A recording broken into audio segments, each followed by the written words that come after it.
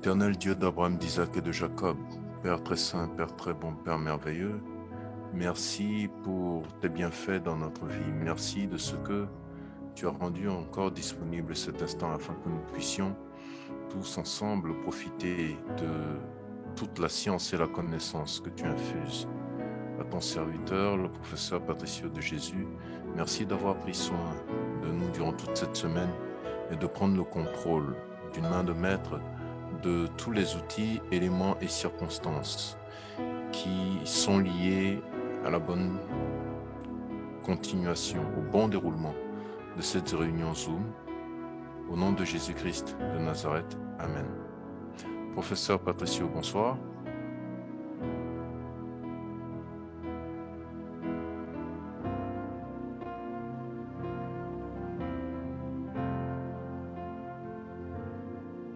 Professeur, bonsoir.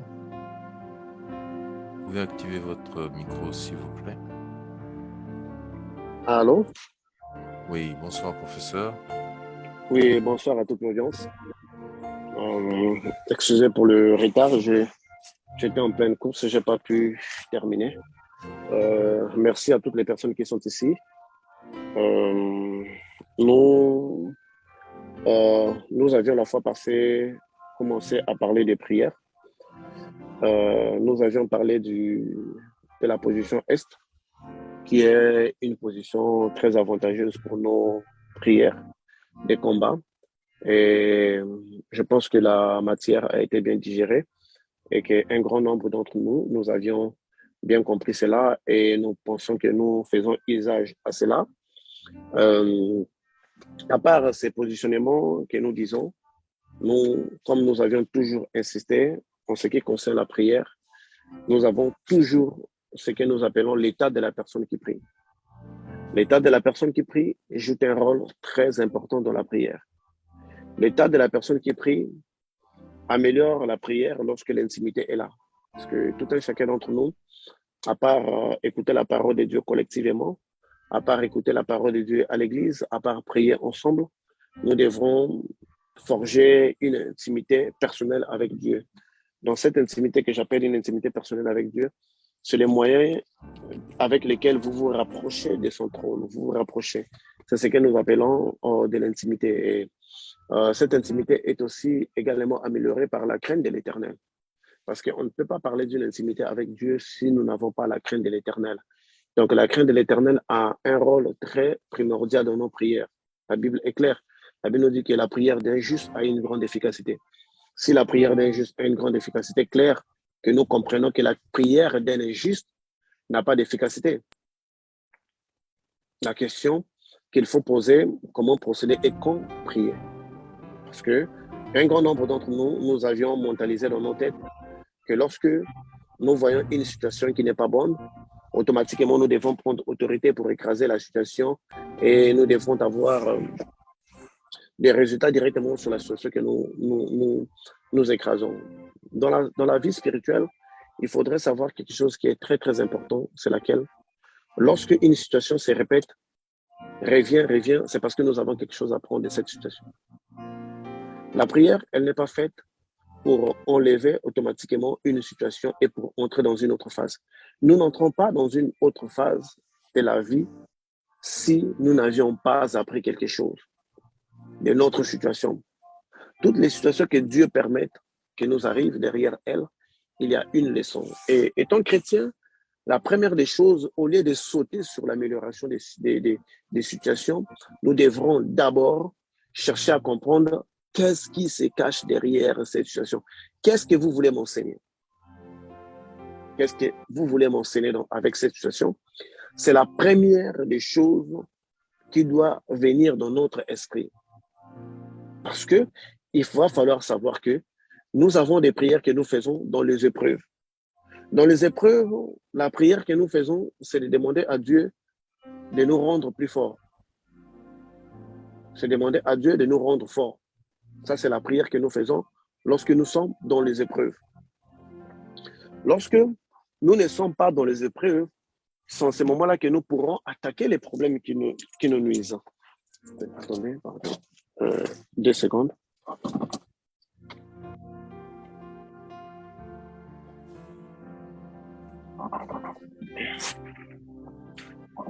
Désolé, vraiment. En tout cas, je suis en pleine route. J'ai dû garer pour pouvoir faire cette réunion. Alors, frère, vous êtes là? Oui, merci, merci, Oh, merci beaucoup oui, pour désolé, j'ai votre dû diligence. bien garer pour pouvoir mieux faire la réunion. Donc, dans les temps des épreuves, c'est là où les chrétiens sont déçus. Pourquoi? Parce que ils se disent que je fais des prières qui ne fonctionnent pas. Mais est-ce que ta prière, elle est faite dans les épreuves? Parce que dans les épreuves, Dieu anéantit l'efficacité d'ailleurs de nos prières. Dans les épreuves, on demande qu'une seule chose, la force de pouvoir traverser les épreuves. Les épreuves, on ne les traverse pas si on n'a pas compris la leçon. Parce que chaque épreuve qui vient dans la vie d'un chrétien, elle a pour rôle de changer votre situation, de vous emmener à un niveau supérieur. Lorsque les gens ont vu les hommes de Dieu, ils ont vu des gens mieux établis spirituellement. Mais ces personnes-là, chaque position qu'ils ont acquise dans leur vie spirituelle, c'est parce qu'ils ont affronté obligatoirement une épreuve. Aujourd'hui, vous vous rendez compte qu'il y a des gens qui s'attaquent ouvertement au diable, mais ne pensez pas que cela a marché les premiers jours qu'ils l'ont fait. Moi, là, les premiers jours que j'ai essayé de m'attaquer au diable, j'étais mal, zigouillé, torturé et éduqué. C'est ça. On ne peut pas marcher si on n'apprend pas à tomber. On ne peut pas marcher si on ne fait pas des erreurs. Je pensais que le combat contre le diable, c'était un combat que je devrais faire à tout temps. Or, il y avait aussi des conditions dans lesquelles moi, je devrais faire ces combats. Comme la guerre. On ne va pas à la guerre si on n'est pas préparé. Et nous les voyons dans les parcours d'Israël. Pour que Israël puisse aller à la guerre, je pense que dans le livre de Deutéronome, on dit bien que si quelqu'un sait qu'il n'est pas bien avec son Dieu, on vous demande même de quitter les troupes, de ne pas rejoindre les troupes. Donc, ce qui revient à dire que même la prière du combat spirituel, on doit savoir quand est-ce qu'on doit attaquer les ennemis. Est-ce qu'on est propre au moment où on attaque des ennemis? Et surtout, j'insiste d'abord sur les preuves avant d'aller quelque part ailleurs. Parce qu'il y a beaucoup de gens qui ont renié Jésus dans les épreuves en disant que je prie, il ne m'écoute pas. Non, mais si vous faites, parce que quand vous êtes devant un problème, avant de prier, essayez d'analyser vos voies. Posez-vous la question, est-ce que je marche bien devant Dieu? Notre conscience n'a jamais été notre amie quand nous faisons un mal. Notre conscience nous dit toujours que ce que vous avez fait, c'est un mal. Votre conscience serait mieux placée pour vous dire que non, écoutez, vous ne marchez pas bien. Écoutez, vous marchez bien. Si vous savez que vous marchez bien et que vous avez réformé vos voies devant l'Éternel et que l'épreuve est là, le problème est là, ça veut dire que vous êtes en train de traverser une épreuve. Automatiquement, changez votre prière. Ne demandez pas que Dieu vous bénisse, ne demandez pas que Dieu enlève une situation. Parce que regardez dans la Bible, le puissant Paul, sachant qu'il y avait un démon qui tourmentait sa vie, il ne s'attaquait pas au démon, mais il disait à Dieu de lui enlever ses poids. Donc il devrait directement passer à l'action, bastonner les diables, condamner les diables, envoyer le feu au diable. Mais Paul savait que si cette chose m'arrive, pendant que je suis juste devant l'Éternel et que je ne me reproche de rien, ça veut dire que c'est une épreuve. Dans l'épreuve, on passe automatiquement à des prières d'acceptation. Qu'est-ce que Dieu est en train de m'enseigner? Quelle est la leçon derrière cette chose? Quelle est la leçon derrière cette situation? Mais avant d'arriver là, on pose d'abord la question à Dieu. Seigneur, ai-je commis une faute qui m'emmène à cette situation que je suis?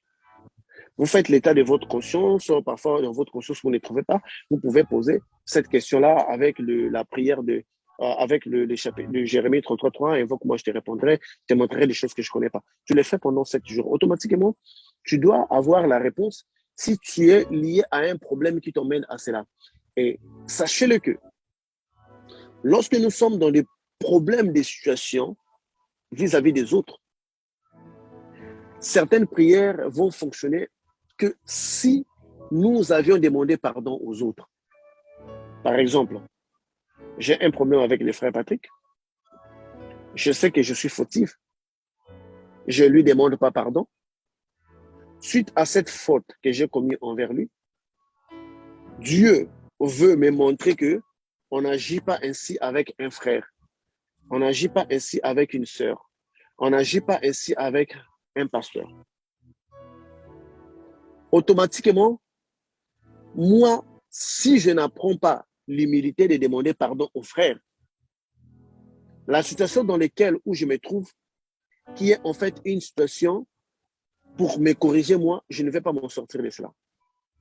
Moi, je vais vous dire, j'ai vu des grands chrétiens qui se disent grands chrétiens, mais qui n'arrivent pas à soulever une aiguille. Vous savez pourquoi ils n'arrivent pas à soulever une aiguille? Parce qu'ils doivent demander pardon à quelqu'un. Parce qu'ils doivent demander pardon à leurs parents. Parce qu'ils doivent demander pardon à leurs femmes. On est trop homme. Écoute-moi, c'est un grand yakuza. Quel pardon là? C'est ma petite. C'est déjà bon là. Non. La qualité de la blessure dans son cœur peut être un frein dans ta vie. Très souvent, dans les couples, nous avons emmené les gens à vivre avec nous des femmes que nous considérons des êtres faibles.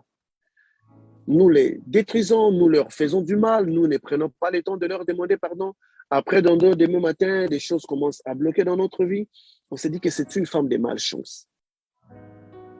Est-ce que, pour en arriver là à cette conclusion, parce que pourquoi je vous dis cela? Je sais qu'il y a des milliards de chrétiens qui perdent leur temps dans la prière pendant que les problèmes ne se résolvent pas dans la prière.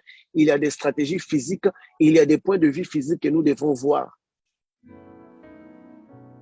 Quand tu es sur le lit avec une personne que toi tu as rendue malheureuse, cela t'affecte. Peu importe ton pouvoir. Peu importe ton pouvoir. Jacob, il était puissant. Mais le simple fait que la façon dont tu traitais Léa n'était pas bon. On sait que Rachel, la femme qu'il aimait, Rachel ne pouvait pas tomber enceinte. Rachel ne pouvait pas tomber enceinte. Mais c'est elle qu'il aimait. Or, Dieu devait être en faveur de la femme que Jacob aime. Vous voyez?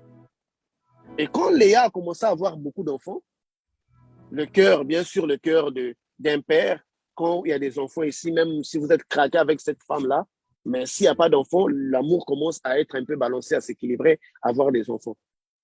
Vous voyez? Donc, il y a des situations, si on ne les résout pas, ce n'est pas parce que nous sommes un serviteur de Dieu, ce n'est pas parce qu'on est un serviteur de Dieu. Et quand on connaît que celui dont on touche, c'est un œil de Dieu, c'est quelqu'un qui sait plier les genoux, faites très vite la paix avec ce genre de personnes. Nos prières ne produisent pas d'effet parce que simplement nous ne savons pas. Parfois, il fallait demander pardon à papa, il fallait demander pardon à maman. On ne demande pas pardon à quelqu'un pour le rendre à l'aise, mais on demande pardon à quelqu'un pour se libérer soi-même.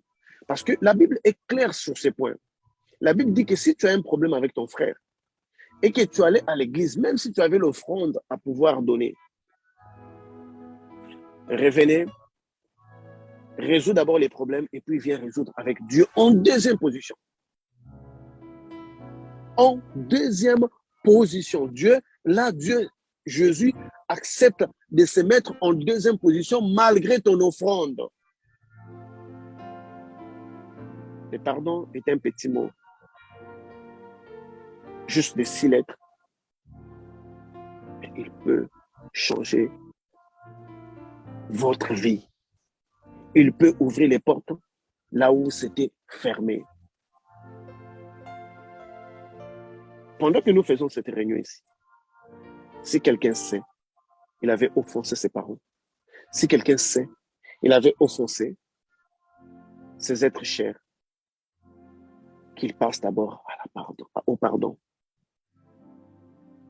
Vous demandez, vous ne recevez pas parce que vous demandez mal.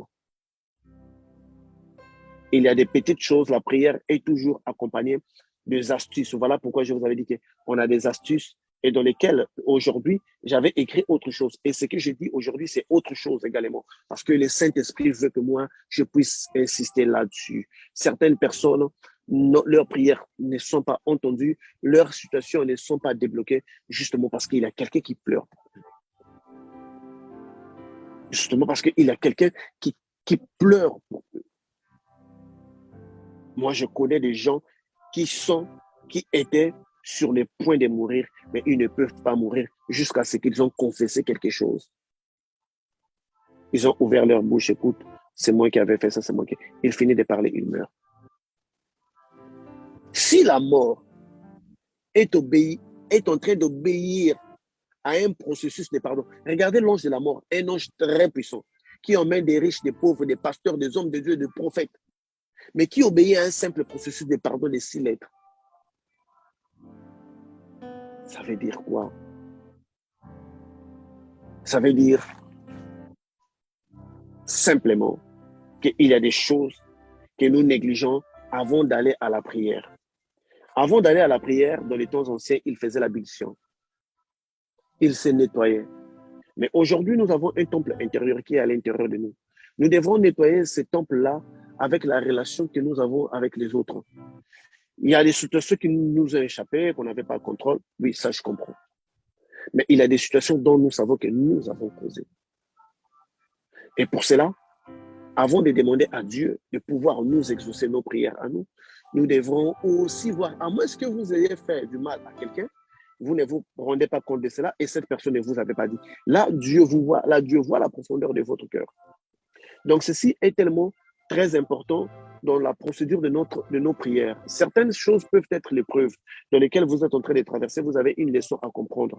Et il faut comprendre que chaque épreuve que nous passons dans notre vie, elle est là pour confirmer les mots que vous avez dit au début. Vous avez un jour sifflé ou un jour dit dans votre chambre à coucher que Jésus, je t'aime de tout mon cœur. Rien ne te séparera de moi.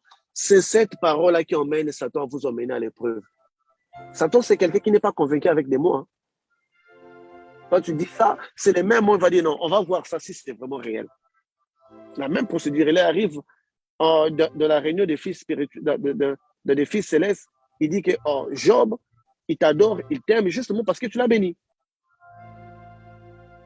Il veut être convaincu. Vous avez dit que vous aimerez Dieu. Vous avez dit que vous aimez Dieu plus que votre mari. Plus que vos enfants. Mais dès que Dieu touche le comportement de votre mari, votre prière a changé. Vous êtes en train de maudire Dieu. Vous avez dit que vous aimez Dieu plus que tout ce qu'il vous a donné. Dès que votre voiture tombe en panne, on vous annonce que votre voiture a eu un accident, c'est irrécupérable. Là, votre langage a changé. Donc, on n'avait pas aimé Dieu. On n'avait pas aimé Dieu. La prière, c'est l'intimité. La Bible nous dit dans toutes les circonstances, remerciez Dieu. Toute prière que vous êtes en train de faire actuellement, ça doit être accompagné de profonds remerciements. Aujourd'hui, c'est comme si le mental de l'être humain est éduqué de dire merci à Dieu pour des choses qui viennent après. Il ne remercie plus Dieu pour les souffles de vie. Il ne remercie plus Dieu pour la bonne santé. Il remercie Dieu lorsque les mariages arrivent. Il remercie Dieu lorsque la voiture arrive, lorsque la promotion arrive.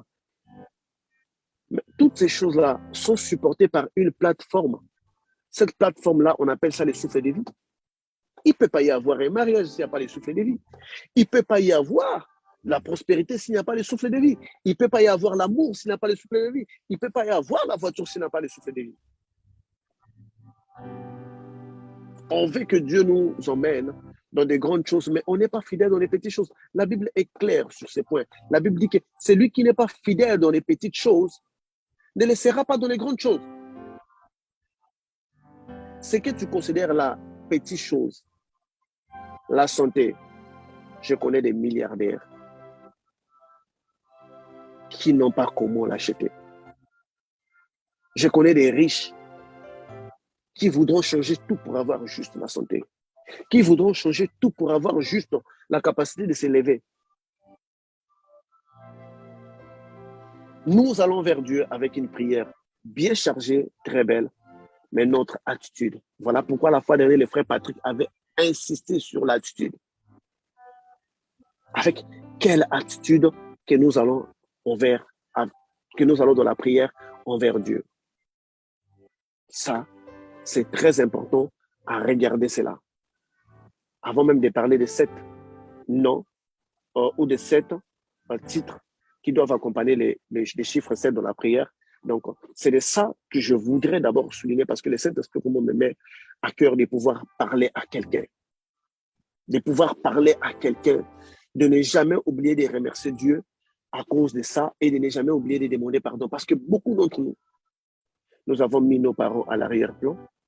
Nous avons oublié que pour vivre longtemps sur cette terre, ce sont tes parents qui te feront vivre longtemps. Il n'y a aucun pasteur, il n'y a aucune prière d'un homme de Dieu qui fera pour que toi tu vives longtemps. Ça, c'est un menteur. Si quelqu'un vous dit ça, c'est un menteur.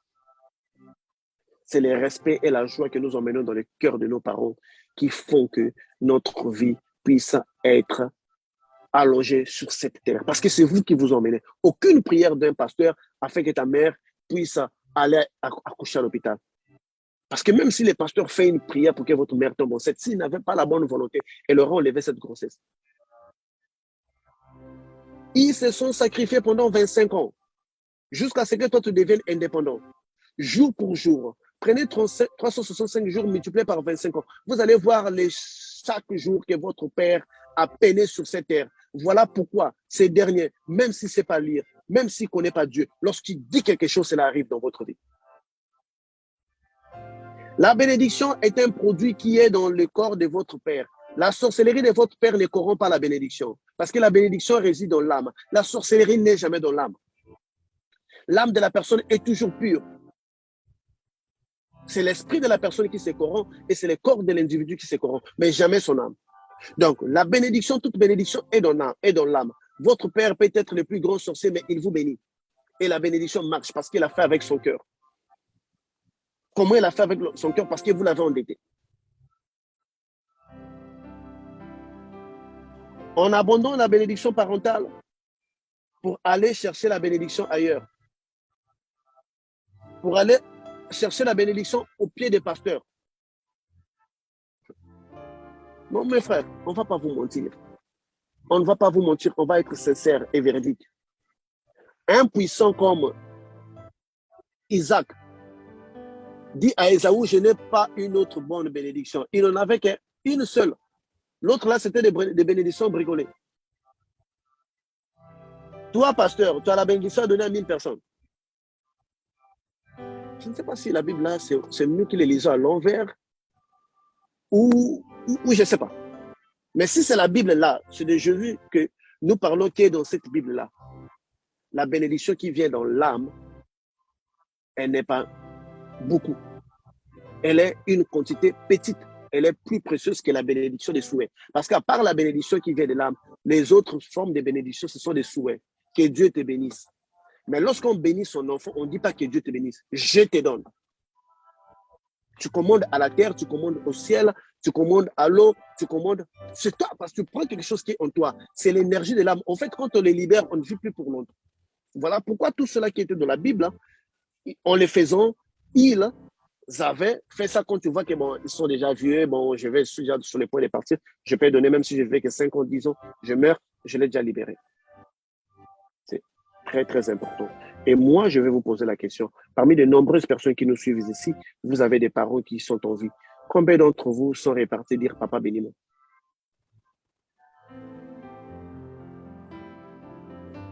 Dieu n'a pas de limites, mais Dieu respecte des limites. Dieu respecte des limites.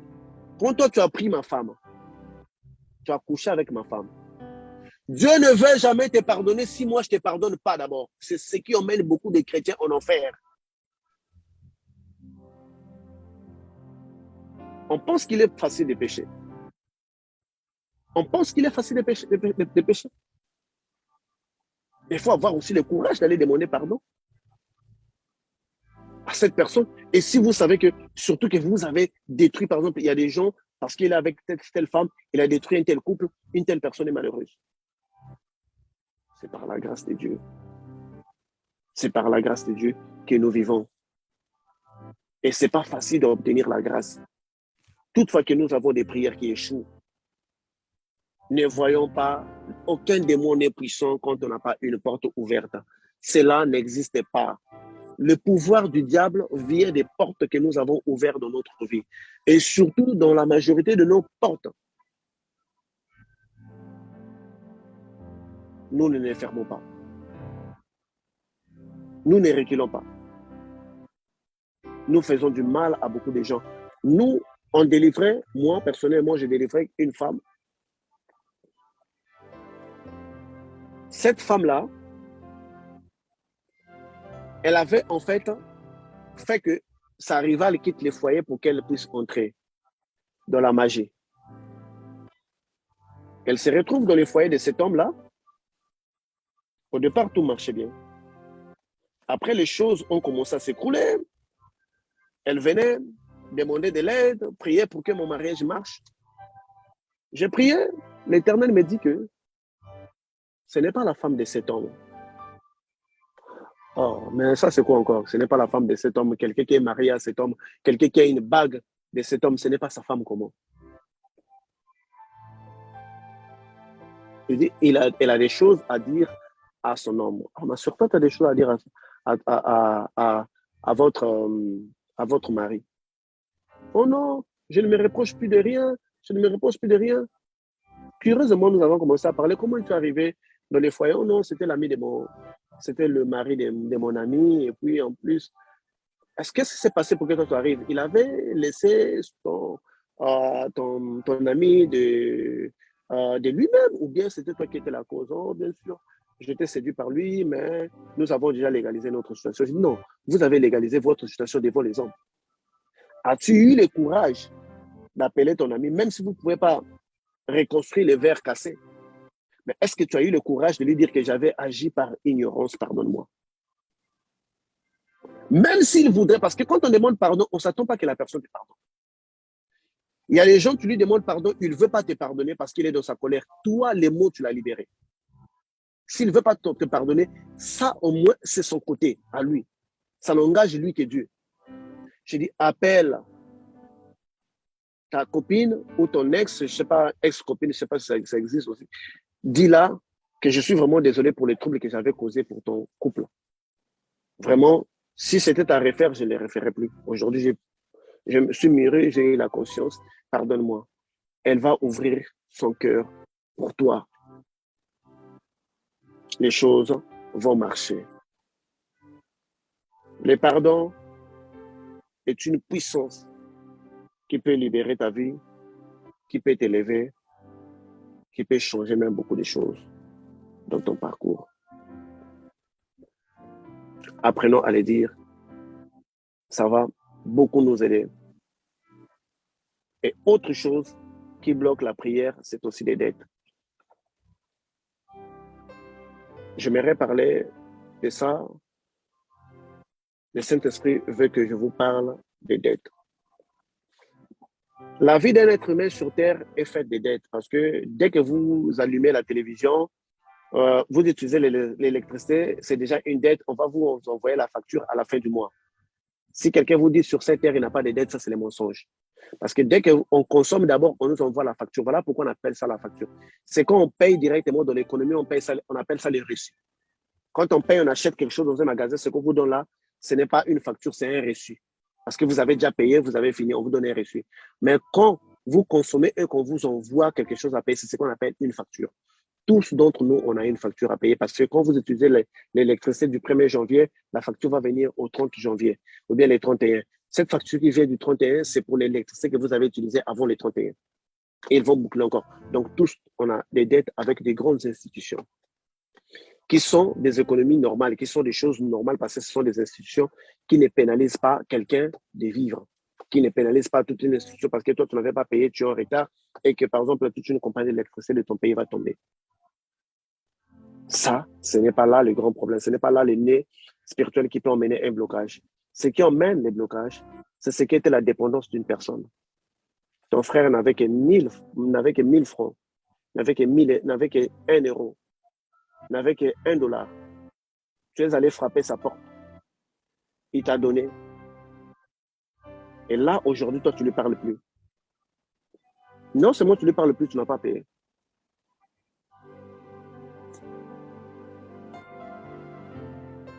Cette personne, s'il pleure, ça va bouleverser ta vie. Moi, j'avais une dette seulement de $300.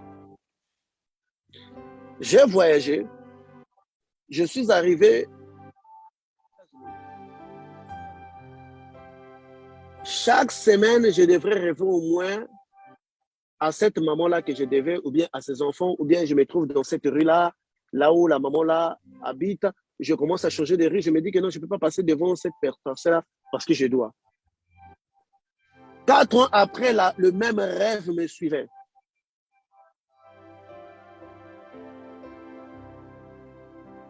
Pourquoi? Pourquoi ce genre de rêve-là? Parce que cette femme-là, c'était une femme pauvre. Elle faisait le commerce des matelas. Elle m'avait vendu un matelas. C'était une femme pauvre. Pour elle, $300, ça représentait le fonds d'un matelas plus bénéfice. Certes, comme je vous dis, on ne peut pas payer les grosses dettes que nous on a. Une dette de voiture parce que tu l'utilises, c'est 60 000, c'est 30 000. Tu les payes graduellement. Ce n'est pas ça qui compte. Mais ce qui faisait la dépendance, les béquilles de cette personne que nous, on avait pris. Donc, s'il y a des dettes à payer, priorisez de payer les individus. Parce qu'eux, ils en dépendent de ça. Parce qu'eux, ils nourrissent leurs parents de ça. Parce qu'eux, ils nourrissent leurs enfants de ça. Parce qu'eux, ils peuvent pleurer pour à cause de ça. Une institution ne peut pas pleurer. Donc, il y a moins de répercussions à l'intérieur. Tu avais voyagé, tu étais allé dans un pays étranger, tu avais fait une dette pour acheter les billets. Ça peut être aussi un frein dans l'endroit où toi tu vis. Tu loues une maison, tu avais fait une dette à un individu pour louer cette maison. Si tu ne sais pas de résoudre avec cet individu-là, ta maison peut cesser d'être une maison de bonheur. Tu t'es marié, tu as fait une dette pour acheter la veste. Cette personne, tu sais que cette personne aujourd'hui est malheureuse, parfois la personne est morte, mais ses enfants sont encore là qui peuvent recevoir cet argent-là. Toi, tu leur parles même plus, tu deviens arrogant. Tu penses que ton mariage là sera bon.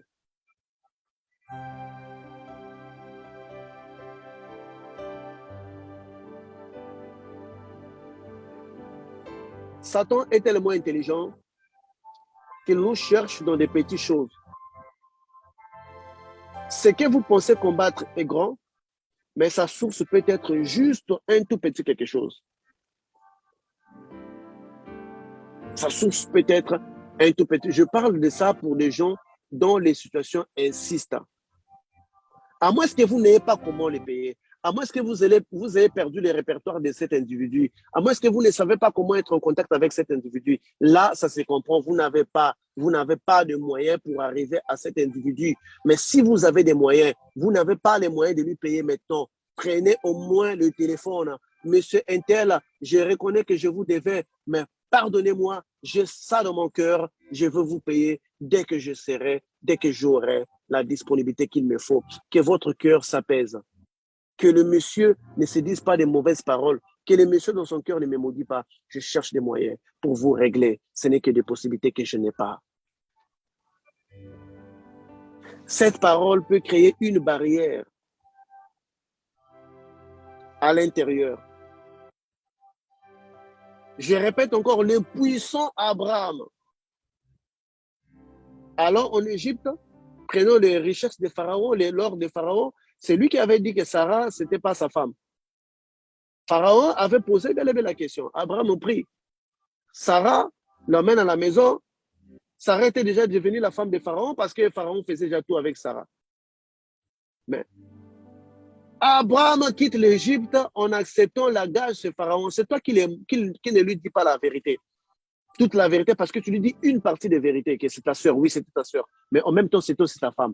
Cette information que tu n'as pas donnée, craignant qu'ils pouvaient te tuer. Abraham a pris l'argent de Pharaon Mais les enfants d'Israël sont venus rester 400 ans dans l'esclavagisme pour payer cela. Les problèmes spirituels qui vous misent aujourd'hui, ce sont les dettes spirituelles que vos parents ont contractées. Automatiquement, vous voyez que vous avez un mari de nuit. Automatiquement, les sens occultes vous appellent. Automatiquement, les situations se dressent. Parce que lorsque vous êtes endetté, les esprits vont dresser une situation pour que tu emmènes. Ils savent que si on touche ça, la personne ne va pas supporter, va venir dans les sens occultes. Il va maudire Dieu. Et nous voulons commettre ces mêmes erreurs-là, laisser des dettes aux individus qui peuvent constituer une chaîne spirituelle. Nos prières ne sont pas fortes parce que nous avons dit de beaux mots. Nos prières ne sont pas fortes parce que nous avons dit des belles phrases. Nos prières sont fortes parce que nous sommes bien disposés pour cette prière-là. Pour des gens que vous ne pouvez plus trouver, pour des gens que vous ne pourrez pas payer, s'il vous plaît, faites l'aumône dans la rue. Donnez l'aumône aux pauvres. À l'endroit de cette prière-là, à l'endroit de cette dette, Seigneur, que j'ai envers cet individu, je vais donner la nourriture à cette personne parce que je ne peux pas retrouver cet individu que je dois et que je m'aimerais payer. Ou bien, je ferai telle chose pour cet individu-là un jour pour compenser ça là. C'est aussi une façon de se liquider. Cela peut améliorer la qualité de nos prières. Toutefois que Dieu nous bénit, toutefois que Dieu nous donne quelque chose, nous devons penser aux gens que parfois nous avons rendus misérables. Tu ne peux pas commencer à faire la fête chez toi pendant que tu gagnes 10 fois l'argent que ce que tu dois à un simple individu. Comment peux-tu être en fête dans ta maison pendant que la maison de l'autre est en deuil? Parce que toi, tu avais pris quelque chose qui est un bien qui leur appartenait. Et comme tu prends plus leurs appels, tu ne les appelles pas, tu ne t'excuses pas, tu ne leur demandes pas une prolongation, tu ne leur demandes pas un temps de surplus, tu ne leur demandes pas un arrangement même de 1 franc, je ne sais pas si ça a de la valeur, tu ne leur demandes pas un arrangement. Ça déséquilibre notre prière de bénédiction. C'est que je parle sur des dettes, ça touche que la prière de bénédiction. Ça ne touche pas votre prière d'ouvrir une grande compagnie, mais ça touche beaucoup votre prière sur des bénédictions qui nous sont nécessaires, mais ça ne touche pas sur votre capacité, sur votre santé, pas forcément. À moins que cet endettement-là ait des conditions spirituelles. À moins que cette personne-là aussi soit impliquée dans les dimensions spirituelles dans lesquelles. Et je tourne encore aux femmes. 19,19% des femmes, ils ont toujours un homme à qui ils ont bouffé l'argent. Ah, les gars, là, c'est un gaou.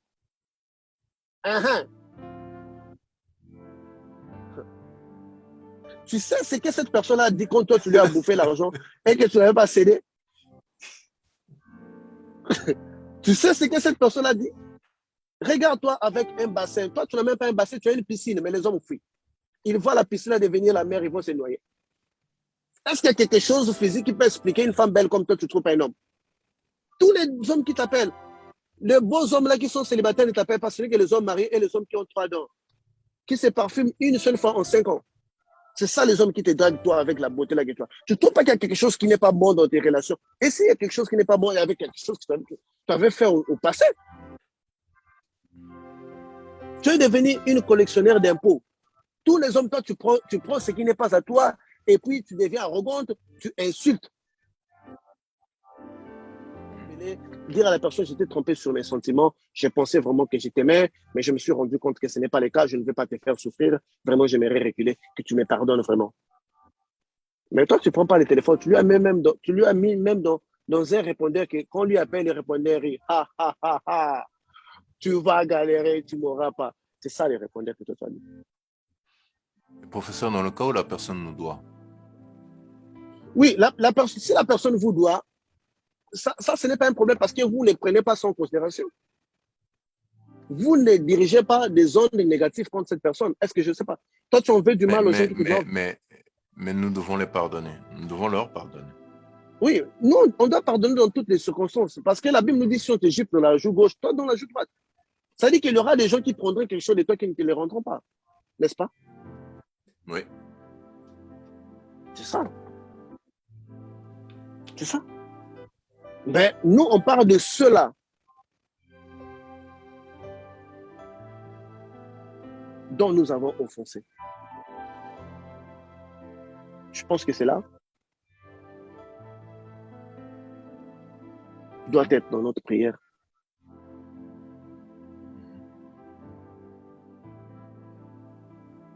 Donc, on doit faire un effort d'ajuster cela. Ça pourrait être bien. Les femmes, j'insiste encore, si vous n'aimez pas un homme, ne prenez pas son argent.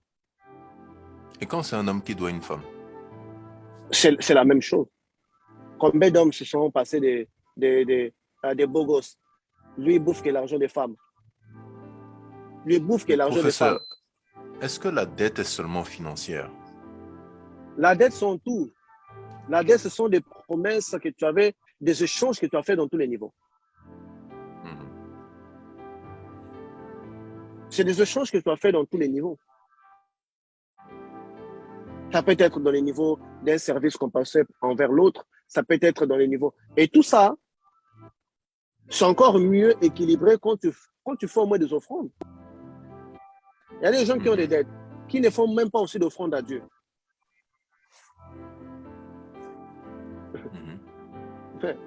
Tu vis dans quel monde?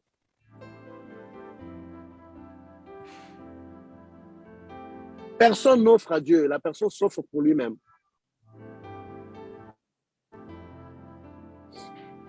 Toi, l'église que tu vois là, si ce n'était pas parfois par ton enfant, l'église là serait fermée pendant longtemps.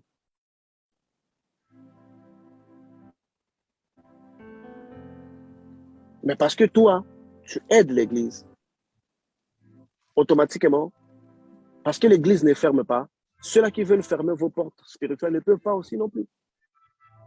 Je connais un monsieur, il avait donné des chaussures à un pasteur qui n'avait pas de chaussures. Un jour, un groupe de sorciers sont venus dans sa maison pour l'attaquer. Lorsqu'ils sont venus, ils devaient entrer par les plafonds. Quand ils entrent par les plafonds, ils voient des grosses paires de chaussures. Dans tous les lits là où les gens dormaient. Ils regardent dans ce lit des paires de chaussures. Ils regardent dans l'autre lit des paires de chaussures. Partout, il y avait des paires de chaussures. Ils n'ont pas compris. Les deuxièmes jours sont venus, ils ont pensé que c'était une forme de fétiche. Ils ont vu, l'autre a dit non, moi je ne vais pas continuer comme ça parce que moi je trouve ça c'est bizarre. L'autre insiste, on les frappe, ils meurent. Et l'autre va, c'est lui qui avait témoigné. Et quand cela arrivait à leurs oreilles, ils ont dit qu'on avait donné, ils ont dit les chaussures étaient comment ils ont décrit. Ils ont dit c'était exactement les chaussures qu'on avait données à l'homme de Dieu qui n'avait pas de chaussures. Il venait à l'église, n'avait pas de belles chaussures.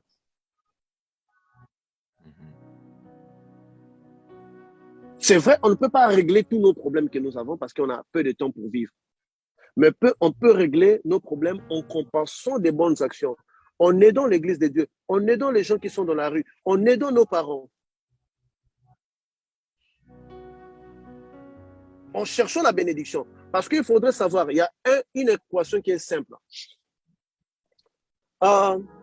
Lorsque vous prenez une bouteille, ok? Oui. Vous introduisez 5 litres par minute dans cette bouteille. Et en même temps, vous percez la bouteille est en train de perdre 1 litre par minute. Ça veut dire que la bouteille, entre 5 litres par minute, elle perd 1 litre par minute. Est-ce que cette bouteille-là sera vidée? Non. Non, parce que la quantité qui entre est beaucoup que la quantité qu'il perd. Donc, c'est-à-dire qu'il y a une autre bénédiction qui vient couvrir la bénédiction, qui vient remplacer ce que vous perdez. Tout à fait.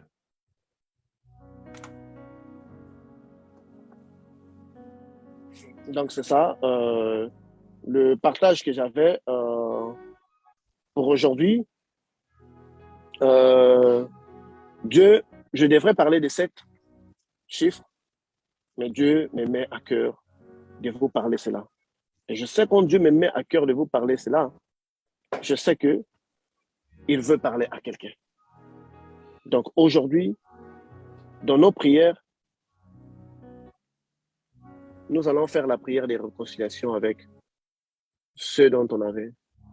Si on ne peut pas les trouver, sortez dans la rue, faites des aumônes aux pauvres. En reconnaissance à titre de ces dettes-là que nous avons accumulées. Pour les gens que nous savons surtout nos parents, surtout nos parents. Si nous avons fait du mal, on doit leur demander pardon. Ça va améliorer la qualité et la réception de nos prières. Donc, je vais reconduire la voiture. Si le frère Patrick, tu peux entretenir le reste de 11 minutes de la réunion qui reste. Je dois D'accord. repartir sur l'avenue. D'accord. D'accord. À tout à l'heure. Tout à l'heure. Merci. Dieu vous bénisse, peuple de Dieu. Nous rendons grâce à l'Éternel pour la vie du professeur et son ministère. Merci, Père, de nous avoir parlé. Alors, question. Je vais commencer par le commencement. En dehors de la position de l'Est, y a-t-il d'autres positions?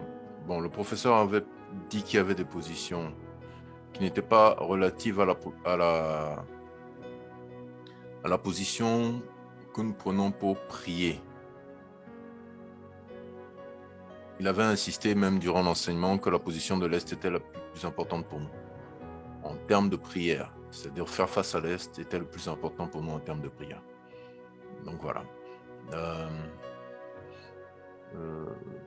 Si c'est une promesse de mariage que tu as faite à une fille sous une émotion amoureuse pendant l'âge de la puberté, nous avions déjà répondu à cette question dans d'autres enseignements, c'est une dette. Toute promesse faite à quelqu'un est une dette. La promesse est une dette, ça ne vient pas du physique, ça vient du spirituel, parce que tout ce que vous prononcez, tout ce que vous dites, qui appelle un échange, quels que soient les accords commerciaux qui sont faits, ça commence d'abord par un agrément de gré à gré qui est prononcé, avant d'en venir à un contrat ou à une facture et une remise d'argent. Donc, quelle que soit la promesse que vous avez faite à quelqu'un, quelle que soit la raison pour laquelle cette promesse a été faite, c'est une dette. C'est une dette et cette dette sert de porte de réclamation. Si cette personne est souffrante, a besoin d'argent, rancune, etc., quoi que ce soit, cette dette est une porte qui va parler contre vous. Quoi qu'il en soit, c'est une dette. Et toute promesse étant une dette, toute promesse doit être ou accomplie ou annulée. Donc, si vous avez la possibilité de retrouver ces personnes à qui, dans l'adolescence, sous l'effet de l'amour, de l'émotion, des sentiments, vous avez promis quelque chose, confessez-leur votre regret de ne pas avoir pu tenir cette dette, demandez-leur pardon pour le mal qui a été causé, priez l'Éternel avant, bien entendu, de vous donner un cœur bien disposé et une oreille bien disposée auprès de cette personne afin que vous puissiez lui ouvrir votre cœur et qu'il touche le cœur de cette personne. Vous serez surpris, nous avons eu des témoignages par rapport à ces choses, vous serez surpris, quelle que soit la douleur que vous avez causée à la personne, que la personne vous réponde bien, etc. Quoi qu'il en soit, vous devez suivre le verset. Le passage dit « va et tente la réconciliation ». Il ne dit pas « impose » la réconciliation. En tout cas, va te réconcilier avec la personne. Pour ceux qui connaissent l'Éternel, pour ceux qui ont une expérience avec Dieu, vous aurez fait le pas. L'Éternel prendra cela en compte. Il est juste. Il est juste. Alors, si la personne est disparue dans la nature, disparue dans la nature, c'est-à-dire que vous ne retrouvez aucune trace de cette personne, c'est ça? Vous savez, nous avons tendance à, lorsque nous avons besoin d'une situation, enfin, nous avons besoin d'une délivrance, nous avons besoin de quelque chose, nous n'hésitons pas à aller vers Dieu en sachant qu'à l'Éternel, rien n'est impossible. Mais lorsque cela implique que nous posions un acte avant que l'Éternel nous bénisse, nous avons tendance à penser que c'est impossible. Il y a un proverbe qui dit que seules les montagnes ne se rencontrent pas. En vérité, nous pensons que le monde est une grande place, mais le monde est petit. La Terre est parmi les plus petites, enfin les petites planètes de l'univers, de notre système solaire.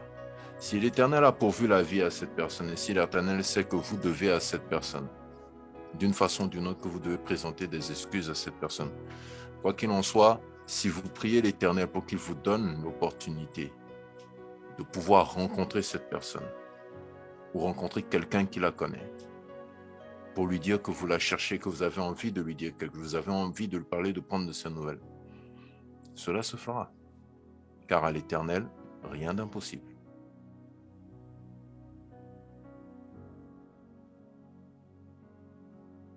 Donc, comme je le disais, vous avez la possibilité de poser des questions sur d'autres épisodes de cette série sur la prière et ses séquences.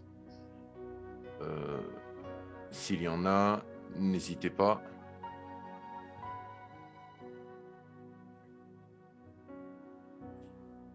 En attendant le retour du professeur.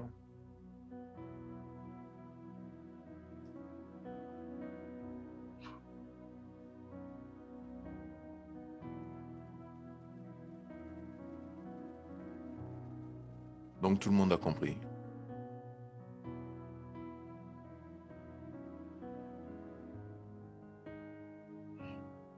Ok.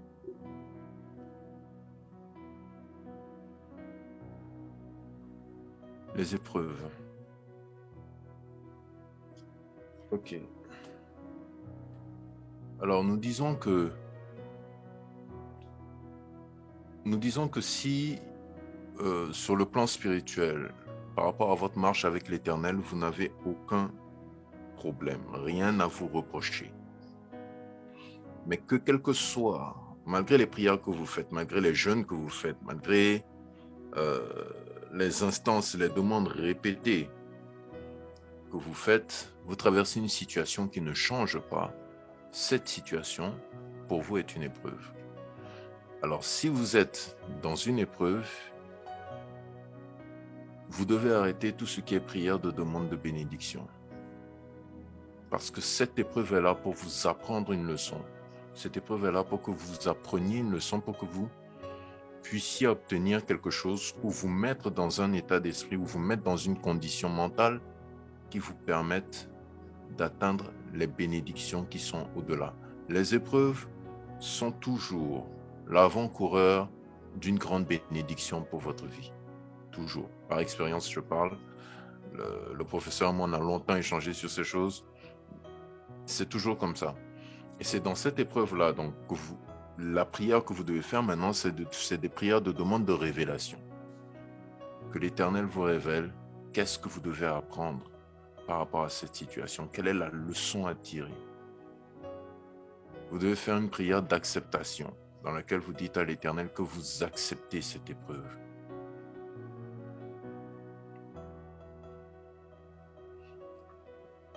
Que vous vous remettez en cause, qu'il vous montre ce qui cloche, qu'il vous révèle ce qui cloche par rapport à vous, car vous voulez vous mettre en bonne condition avec lui et aller de l'avant. Et il vous répondra, que ce soit par un songe ou autre chose, il vous répondra, et donc vous ferez ce qu'il faut. Vous lui demanderez donc de vous aider, de vous amener à faire ce qu'il faut afin de pouvoir passer au-delà. On a parlé autrefois sur les cycles. Pourriez-vous revenir sur le futur dans nos prières? Oui. Déjà, lorsque nous avons fait l'enseignement sur le temps, nous avons dit que l'Éternel était au-delà du temps. Nous disions que le n'est pas ordonné de la façon dont nous disons souvent, c'est-à-dire le passé, le présent, le futur. C'est d'abord le présent, puis le futur, puis le passé. En ce qui concerne maintenant les cycles dans la prière, nous disons que l'Éternel est dans le présent. Nous ne pouvons pas faire, selon la Bible, nous ne pouvons pas faire une prière en disant « Éternel, je sais que tu vas me bénir. » Plutôt « Éternel, je sais que tu me bénis. Maintenant, je sais que tu as l'œuvre parce que l'Éternel est un Dieu du présent. » Quand l'Éternel dit « Avant que ces choses ne se soient passées, moi, je suis. » Il dit à Moïse, je suis celui qui suis, pas celui qui est depuis longtemps ou qui a été. Il dit, je suis celui qui suis. Dis-leur, celui qui s'appelle je suis. Donc, ça veut dire que l'Éternel est un Dieu du présent. Donc, nous n'anticipons pas l'exaucement de nos prières au futur, mais au présent. Nous ne rendons pas grâce à l'Éternel parce qu'il va nous bénir. Si vous remarquez les séances de prière d'intercession que nous faisons depuis 4 dimanches, nous ne nous mettons plus au futur, nous nous mettons au présent. Parce que l'Éternel ne va pas nous bénir, puisque la parole dit qu'il exauce la prière de ses enfants. Il exauce, pas il exaucera. Il exauce. Donc si, selon Hébreux 11.1, la foi est la ferme conviction des choses qu'on espère et la matérialisation de celles qu'on ne voit pas, la matérialisation ne commence pas demain, elle commence maintenant. Elle s'accomplit à travers le temps. Mais elle commence maintenant parce que Dieu le fait maintenant. Donc le futur, dans nos prières, n'a pas sa place en tant que prévision de la réalisation. C'est dans le présent. La réalisation a déjà lieu. La réalisation a déjà commencé. Elle est en cours. Voilà, je ne sais pas si j'ai été explicite. Si ce n'est pas compris, vous pouvez toujours insister dessus.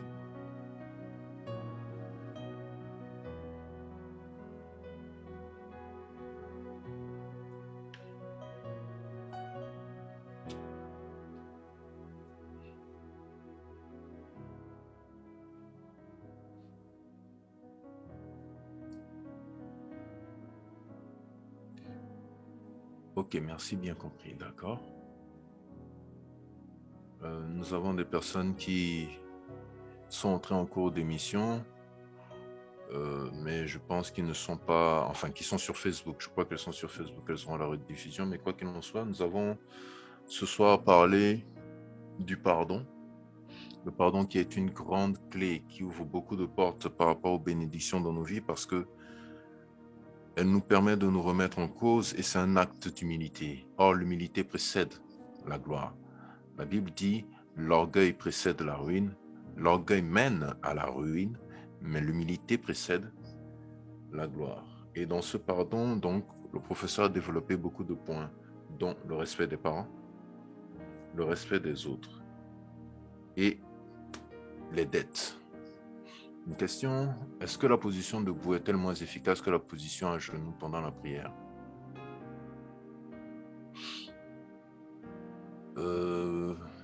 J'ai envie de dire oui et non, c'est relatif. Certaines personnes, à cause de leur état physique, ne peuvent pas se mettre à genoux. À cause de leur condition physique, ne peuvent pas se mettre à genoux. Si elles se mettent à genoux, elles ne vont pas se relever. Si elles se mettent à genoux, elles vont être torturées. Elles vont être remplies de douleur. Et certaines personnes ne peuvent pas se mettre debout à cause toujours des mêmes conditions physiques. Donc, en vérité, la façon dont vous êtes, d'où vous tenez dans le physique, n'affecte pas plus la prière que vous faites que la position que vous avez dans votre cœur par rapport à Dieu au moment de cette prière. Votre attitude par rapport à Dieu au moment de cette prière. Si dans votre âme, vous n'êtes pas prosterné devant l'Éternel, que vous ne lui rendez pas tous les honneurs qui lui sont dus. La Bible dit que les anges, les séraphins ont une paire d'ailes pour se couvrir les yeux face à l'Éternel et le reste, il les déploie. Si un ange déploie tout ce qu'il est face à Dieu, mais qu'il baisse la tête et qu'un homme lève la tête devant l'Éternel, alors que lorsqu'un ange envoyé par l'Éternel est rempli de sa gloire et qu'un homme qui voit cette gloire pense qu'il va mourir, je pense que intérieurement, c'est l'attitude qui compte. Vous pouvez être dans un bus en train de prier parce que vous avez vu une situation particulière, vous avez le souvenir d'une situation particulière. Si le bus est plein, vous n'allez pas vous mettre à genoux. Vous n'allez pas vous mettre à genoux parce qu'en plus, les gens vont vous voir et que vous voulez que les gens voient que vous êtes en train de prier. Ce n'est pas ce que Jésus-Christ dit. Donc, la position dans le physique ne peut qu'être le déploiement de votre position intérieure. C'est d'abord ça. De votre attitude intérieure. C'est d'abord ça. Maintenant, au reste, ce n'est pas une question... En fait, la prière n'est pas... À partir de ce niveau, je veux dire, à partir du niveau où vous comprenez que c'est beaucoup plus intérieurement que ça se passe, la position devient relative. Elle devient relative à la personne, à la prière qu'elle fait, à comment elle se sent par rapport à cette prière et à l'endroit où elle est par rapport à ce qui se passe. Il y a le témoignage d'un chantre. Il était dans un avion qui était en train de piquer du nez. Le Saint-Esprit lui a dit « Lève-toi ».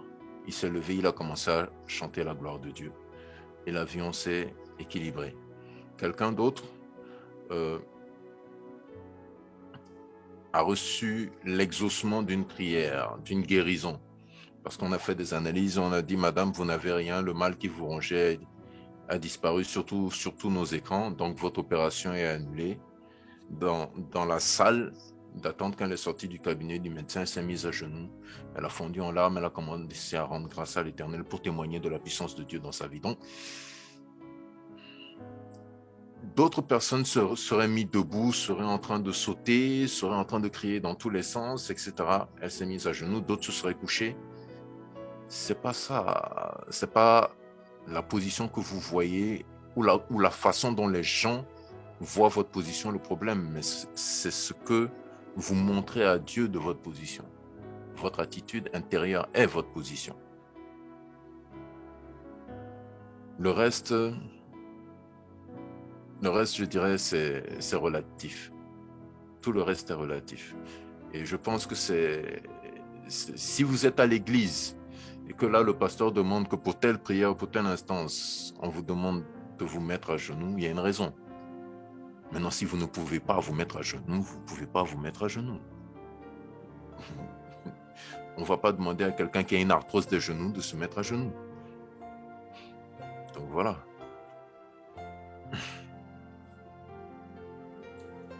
Voilà.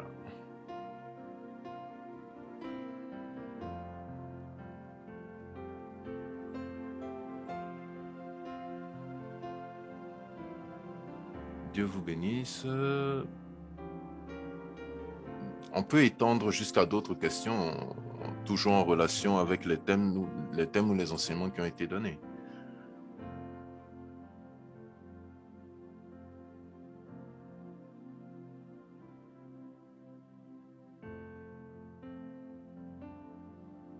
Nous avions parlé dans l'enseignement sur les liens familiaux, à savoir le lien nominal et le lien placentaire. Nous avions parlé de l'importance des parents. Nous avions parlé en long et en large de la bénédiction du père, de la bénédiction de la mère, de la protection de la mère. Je vous invite, pour compléter ce que le professeur a dit sur l'aspect des parents, je vous invite à réécouter ces émissions, à revoir ces vidéos dans Facebook, ou à réécouter ces émissions dans le groupe Telegram, Kingdom Gates. Merci frère. Oui, c'est moi qui vous remercie. C'est moi qui vous remercie. Nous rendons grâce à chaque jour pour vos vies. Nous sommes conscients de la possibilité que l'Éternel ouvre dans vos vies à mesure que vous vous frottez à ces vérités, à ces enseignements, à ces révélations. Nous prions Dieu qu'il ouvre davantage vos intelligences et vos cœurs afin que vous puissiez comprendre et mettre en pratique toutes ces choses pour que sa transformation dans vos vies soit manifeste et efficace au nom de Jésus-Christ de Nazareth. Donc, c'est une joie et une grâce pour nous de ce que l'Éternel puisse se servir de ce que nous mettons entre ses mains pour pouvoir bénir des personnes qui en ont besoin à travers le monde. Gloire lui en soit rendue. Est-il nécessaire d'avoir un partenaire de prière? La parole de Dieu dit que deux valent mieux qu'un. Que lorsque l'un tombe, l'autre le relève, que lorsque l'un a froid, ensemble, ils peuvent se réchauffer. Ce qui veut dire quoi? Si on entre dans le domaine spirituel, la chute est souvent lié à une faute, est souvent lié à un péché. Le froid est souvent lié à un égorgement, parce que le diable vient pour dérober, égorger, détruire.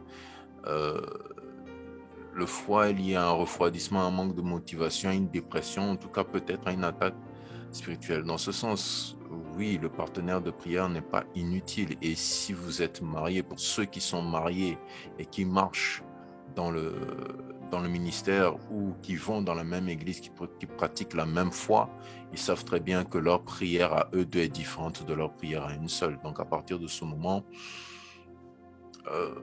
selon ce que vous voulez atteindre spirituellement, moi je dirais que oui, un partenaire de prière est nécessaire. À certains moments, il est nécessaire d'avoir un partenaire de prière. Maintenant, pour les prières dans lesquelles vous êtes face à une épreuve, vous êtes seul, forcément, vous êtes seul avec votre Dieu. Vous devez forcément parler avec Dieu, livrer votre cœur avec Dieu, enfin, devant l'Éternel. Donc, si vous êtes marié, la Bible dit encore, confessez vos fautes les uns les autres. Votre femme est votre partenaire de vie. Votre femme, devant l'Éternel, c'est vous, parce que l'homme et la femme mariés font une seule chair. L'homme et la femme unis par les liens du mariage ne font qu'une seule chair.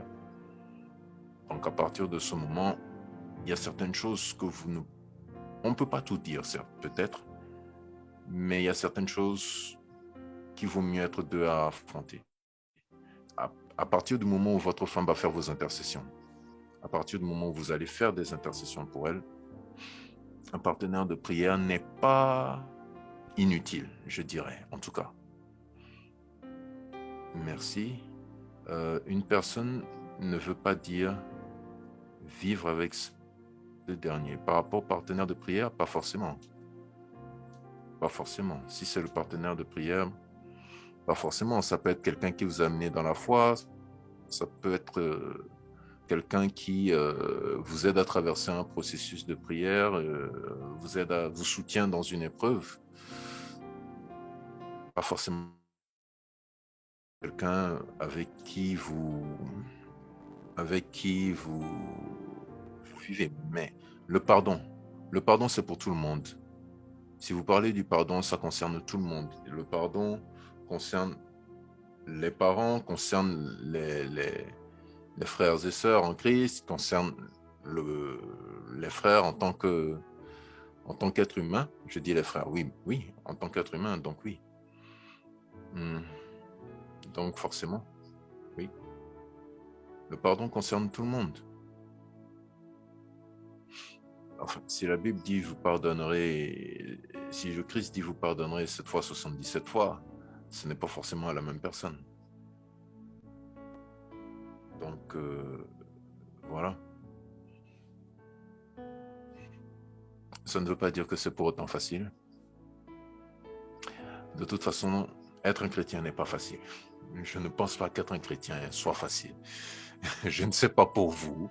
Vous pouvez me dire dans les commentaires, mais je pense qu'être un chrétien qui s'épanouit avec l'Éternel, c'est merveilleux. Mais pour en arriver là, c'est pas facile. C'est tout un chemin, c'est toute une histoire, mais c'est nécessaire. Si on demande pardon à une personne, elle n'accepte pas ton pardon, que faire? Vous avez fait le pas, l'Éternel ne peut pas vous en vouloir pour ça, il vous l'imputera à justice. Parce que de toute façon, nous devons pardonner.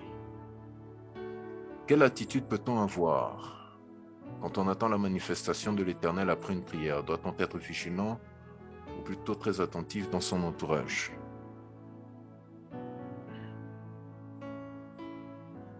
Bon, de façon générale, quand vous faites une demande à quelqu'un qui a une grande autorité pour vous, au-dessus de vous, que ce soit vos parents depuis l'enfance ou tout autre, que ce soit une grande autorité, un patron, quand vous faites une demande, vous êtes attentif à une réaction. Vous vous attendez à une réaction favorable. Donc l'attention, oui. Obligatoirement, vous devez être vigilant parce que vous ne voulez pas rater la réalisation de cette chose. Maintenant, vous devez être vigilant à votre marche, à vous-même déjà, aussi. Et Quelle attitude peut-on avoir quand on attend la manifestation de l'Éternel? La gratitude, c'est la base. Je pense que sans la gratitude, on ne peut pas recevoir de l'Éternel continuellement à travers nos vies des bénédictions. Je parle par expérience de foi et de vie et de ce que j'ai vu des gens dans les églises, des gens un peu partout. La gratitude.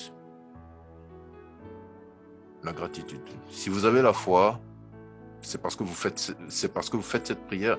C'est parce que vous avez la foi, que vous faites cette prière. C'est parce que vous êtes sûr que vous allez vers celui, le seul qui peut, au nom de Jésus-Christ de Nazareth, pourvoir pour vous. Donc, si vous allez vers lui, que vous avez fait cette demande, vous ne partez pas sans avoir de toute façon présenté une gratitude.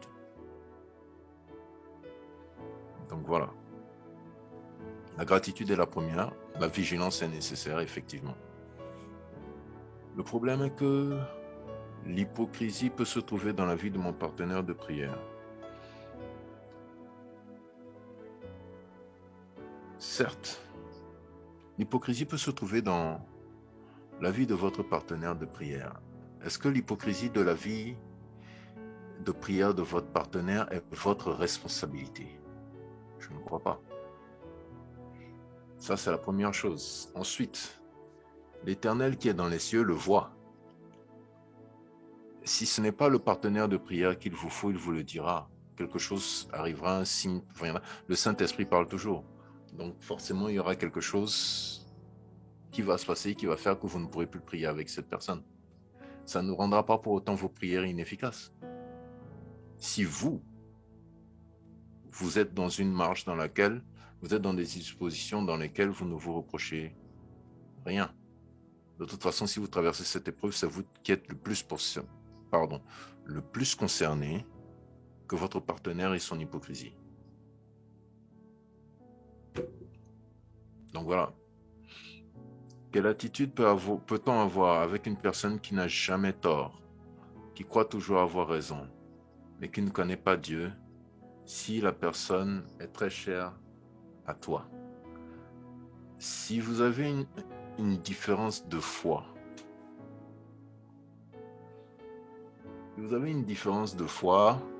je le dis encore une fois, vous avez un Dieu. L'Éternel sait quel est le cœur de cette personne vers laquelle vous allez. Vous présentez d'abord la chose à l'Éternel avant d'y aller. Maintenant, vous y allez pour demander pardon. S'il estime qu'il n'a pas tort, vous êtes parti pour demander pardon. Vous demandez pardon, vous rentrez chez vous. Qu'il ait tort ou pas, ne change rien. N'est-ce pas? Pour revenir à la question du frère sur le pardon, il veut savoir si vous avez fait du mal à quelqu'un et finalement vous lui demandez pardon. Est-il nécessaire de rester en contact avec cette personne? Ok. Bon, pour une raison ou pour une autre, j'ai fait du mal à quelqu'un. Et finalement, je lui demande pardon. Déjà, le fait de rester en contact va être lié à la réponse que cette personne va me donner. Parce qu'il faut qu'il me donne une réponse. Il faut qu'il me dise s'il me pardonne ou s'il ne me pardonne pas. S'il ne me pardonne pas, je ne crois pas que le contact va rester. Ok, c'était ça la question. Ok, donc merci frère pour la précision. Je ne pense pas que le contact va rester si déjà elle ne me pardonne pas.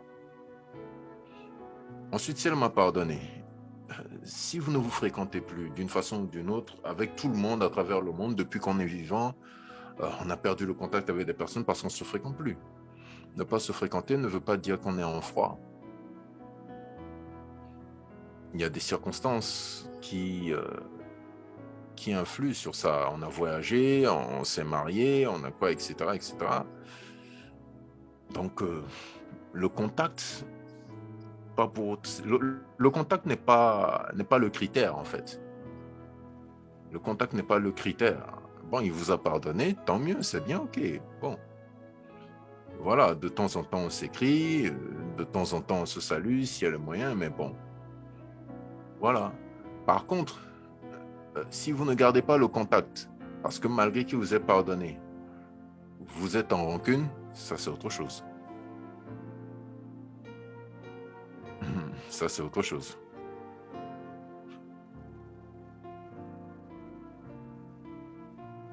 C'est-à-dire que vous avez demandé pardon. Qu'il vous ait pardonné ou pas, vous, intérieurement dans votre corps, vous avez encore de la rancœur envers lui.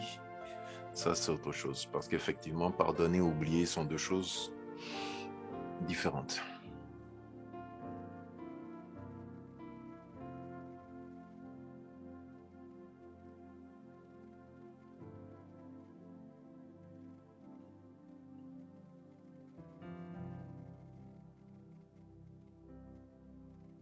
Pas d'autres questions? Vous n'avez pas de questions sur les dettes? Vous n'avez pas de questions sur le respect des autres?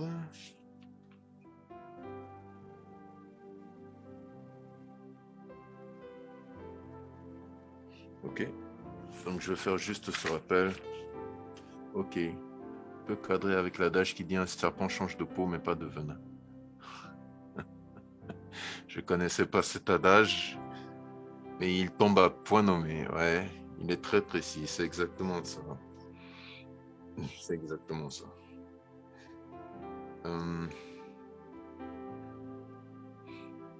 Donc, est-ce que quand on fait souvent des rêves, est-ce qu'on peut dire qu'on est en phase avec l'Éternel? Oui et non. La quantité de rêves n'est pas liée à l'emphase. Je dirais plutôt la qualité des rêves. Quel type de rêve est-ce que vous faites? Est-ce que ce sont des songes, des visions, des prémonitions? Ou plutôt vous faites des rêves dans lesquels vous sortez de votre corps, vous sortez de votre maison, ou bien vous êtes attaqué, vous êtes bombardé, vous êtes agressé? C'est ça, c'est pas pareil. C'est pas pareil. Donc, je voulais revenir sur l'état de conscience. Si vous vous rendez compte qu'il y a quelque chose qui cloche, que malgré vos prières, la situation n'avance pas, ne change pas, le professeur a parlé de Jérémie 33, verset 3. C'est un verset d'invocation de l'Éternel que lui-même a donné au prophète Jérémie, dans lequel, en fait, on demande à l'Éternel de nous révéler ce qui cloche. Invoque-moi et je te répondrai, je te révélerai des choses cachées, des choses que tu ne connais pas. Donc, vous le faites durant 7 jours. Généralement, avant la fin de 7 jours, il y a une réponse. Vous faites un songe ou bien vous avez un message de quelqu'un, vous avez quelque chose qui vient, il y a quelque chose de flagrant qui se passe. Et on vous crache certaines choses au visage et vous vous rendez compte que, ok, ce que je demandais, la révélation que je demandais, c'est celle-là. Et à partir de cela seulement, voilà, je tiens à préciser quelque chose. Vous ne pouvez pas avoir la révélation et ne pas réagir.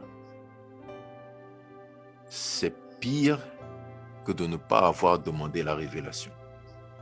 Si vous posez une question à l'Éternel et que l'Éternel répond, que l'Éternel, vous demandez une confirmation, l'Éternel vous donne la confirmation et que vous ne réagissez pas, votre situation est pire que si vous étiez dans l'ignorance. Parce que cette fois-ci, votre culpabilité est manifeste. Vous avez quitté l'ignorance pour être dans l'inaction. Et c'est dangereux. Parce que ce qu'il faut savoir, c'est que aucune épreuve, aucune difficulté, aucune opposition ne vient sans être basée sur quelque chose. Soit une faute que vous avez commise, ou que quelqu'un dans votre entourage ou avant vous a commise, etc. Donc, comment réagir? Non, mais la réaction, elle est simple. Si l'Éternel vous montre, vous invoquez l'Éternel, vous invoquez que l'Éternel vous révèle quelque chose, et que l'Éternel vous révèle, par exemple, vous avez commis une faute envers telle personne. Vous n'avez pas le contact de cette personne, vous ne savez pas comment vous pouvez la joindre, etc. Malgré Facebook, Instagram, Twitter. Ok, vous ne savez pas comment la retrouver, etc. Première chose à faire, Vous avez demandé une information, l'information vous est arrivée. Vous avez demandé une confirmation, la confirmation vous est arrivée. D'abord, déjà, vous devez demander pardon à Dieu. Vous le remerciez d'avoir répondu à l'invocation, mais vous lui demandez pardon à lui. Ensuite, si ce n'est pas clair pour vous, vous lui demandez qu'est-ce que vous devez faire. Généralement, c'est clair. Hein. Tu es bloqué parce que tu as causé du tort à quelqu'un. Automatiquement, tu dois savoir que tu dois demander pardon à cette personne. Tu ne sais pas où est cette personne, tu demandes à l'Éternel, qu'est-ce que je peux faire parce que je ne sais pas où est cette personne. Le professeur l'a dit, si c'est une dette, vous pouvez faire une offrande, vous pouvez donner quelque chose à un mendiant pour effacer ou alléger cette dette. Vous ne savez pas où est cette personne, vous ne savez pas comment vous pouvez retrouver cette personne. Vous pouvez demander à l'Éternel de faire en sorte de vous mettre en contact avec cette personne, de retrouver cette personne.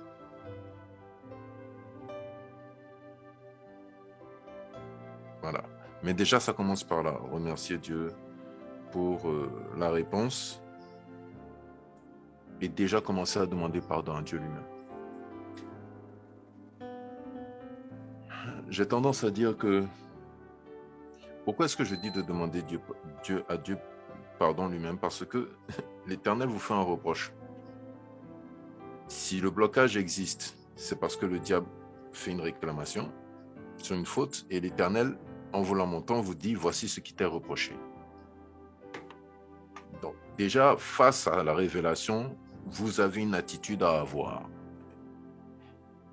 Zacharie a eu la mauvaise réaction face à la révélation de sa femme stérile qui, au moment où il reçoit la révélation de l'ange, est enceinte, et il a été muselé jusqu'à la naissance de l'enfant. Donc, il y a une réaction que vous devez avoir. Et je dis toujours que dans la Bible, les choses que l'Éternel confirme ont été dites 2 fois, mais les choses les plus importantes sur le royaume de Dieu n'ont été dites qu'une fois. Ça passe inaperçu, pour que celui qui ne veut pas faire attention puisse ne même pas s'en rendre compte. C'est que Jésus-Christ dit, si tu dis à ton prochain Baka, tu es passible de la géhenne de feu. Mais le prochain en question ici, c'est qui? Le prochain en question ici, c'est quelqu'un qui a de la valeur aux yeux de Dieu autant que toi, puisque tu aimeras ton prochain comme toi-même. Donc, déjà, se remettre en cause et dire à l'Éternel, ah, j'ai posé cet acte. Oui. Et je m'en veux, je me répands. Merci de me l'avoir montré. Merci d'accepter ma repentance et de faire en sorte que je puisse demander pardon à celui-là, Éternel, pardon, parce que j'ai posé un outrage, parce que cette faute que j'ai commise envers cette personne a été un outrage à ta gloire dans ma vie. Merci de me mettre dans les conditions, dans les positions, de me donner les opportunités de réparer cela. Au nom de Jésus-Christ de Nazareth. Amen. Question, et que dire pour ceux qui ont du mal à se souvenir de leurs rêves, si cette révélation vient par rêve, car Dieu peut parler d'une manière ou d'une autre. Vous ne pouvez pas être dans une épreuve. Vous allez invoquer une révélation de l'Éternel. L'Éternel va vous la donner, vous allez oublier. C'est pas possible. Je suis désolé. On parle de spiritualité, on ne parle pas de religion. C'est pas possible. Parce que vous attendez cette réponse. Vous attendez cette réponse. Vous êtes dans une situation compliquée, étriquée, une pression, vous avez besoin d'une certaine paix, donc vous attendez cette réponse. Cette révélation qui va venir va casser le voile de l'oubli. C'est impossible que vous l'oubliez. Parce que Dieu veut vous bénir. Il ne va pas faire en sorte que vous oubliez ça. Vous ne pouvez pas oublier ça. Vous attendez ça. Vous êtes dans l'attente. Vous avez jeûné 7 jours. Parce que le jeûne n'est pas seulement une diète. C'est une astreinte. C'est toute contrainte qui assujettit le corps pour libérer l'esprit. Vous faites 7 jours de Jérémie 33, verset 3, et vous allez avoir une réponse et vous allez oublier. Je suis désolé, ce n'est pas possible. Je n'y crois pas. Je n'y crois pas. Parce que si vous oubliez, là, votre problème est encore plus grave. Voilà. J'avais l'habitude de faire des aumônes aux personnes qui demandent de l'aide dans la rue. Un jour, j'ai vu que l'une des personnes à qui j'avais l'habitude de lui donner de l'argent, parce que paralytique, était conduite par sa famille comme si elle allait faire son travail. Depuis ce temps, je ne donne pas. Est-ce que j'ai mal agi? Ce n'est pas à nous de juger. Nous ne savons pas les conditions de ces gens. L'aumône est écrite dans la Bible noir sur blanc. Et encore, le verset dit, tu ne mépriseras pas la pauvreté de celui qui mendie. Est-ce que cette personne est riche ou pas? On ne le sait pas. La mendicité dans certaines cultures est un travail. Je suis désolé de le dire, mais c'est le cas. La mendicité dans certaines cultures est un travail. Dans certains peuples, dans certains pays, être un mendiant, c'est un métier. Ne me demandez pas comment ni pourquoi, je ne sais pas comment l'expliquer. Voilà, c'est comme ça. C'est comme ça. Tous les mendiants, toutes les personnes à qui vous donnerez de l'argent ne sont pas des nécessiteux en vérité, forcément. Très peu sont vraiment des gens qui sont atteints. Mais est-ce que pour ça, vous allez prendre sur vous de chercher tous les vrais mendiants de la ville dans laquelle vous êtes? Il y a des veuves et des orphelins. Dans la Bible, on en parle beaucoup, surtout dans le Nouveau Testament. Le rôle d'un chrétien, la primauté d'un chrétien, à part la dîme et l'offrande, c'est de prendre soin des veuves et des orphelins. Donc, il y a plein d'ONG, forcément. Dans toutes les villes du monde, il y a des ONG qui prennent soin des veuves et des orphelins, des personnes en situation difficile, des personnes à risque, etc. Vous pouvez vous approcher de ces organisations pour dire, écoutez, bon, je fais un don anonyme de tel montant pour une veuve ou telle personne. En partant de là, vous dites, Éternel, j'ai donné. Au nom de Jésus-Christ, j'ai donné. C'est vrai, frère Patrick, mais est-ce obligatoire de donner à un mendiant? Il y a des nécessités. Qu'est-ce que vous entendez par nécessiteux? Le mendiant, par définition, est un nécessiteux. Si le mendiant est sincère, il a un besoin, c'est pour ça qu'il est là. C'est pour ça qu'il est là. Vous dites, par exemple, je prends la question du frère. Les veuves et les orphelins, je viens de répondre à la question des veuves et des orphelins. Maintenant, moi, je parle des mendiants. Je dis, si c'est sa seule source de revenus, qu'est-ce que vous pensez que sa famille va faire? Sa famille ne va que faire que l'amener au travail. Parce que s'il ne sort pas, qu'il ne se met pas sur le trottoir, qu'est-ce qu'ils vont manger le soir? Donc voilà, c'est son travail.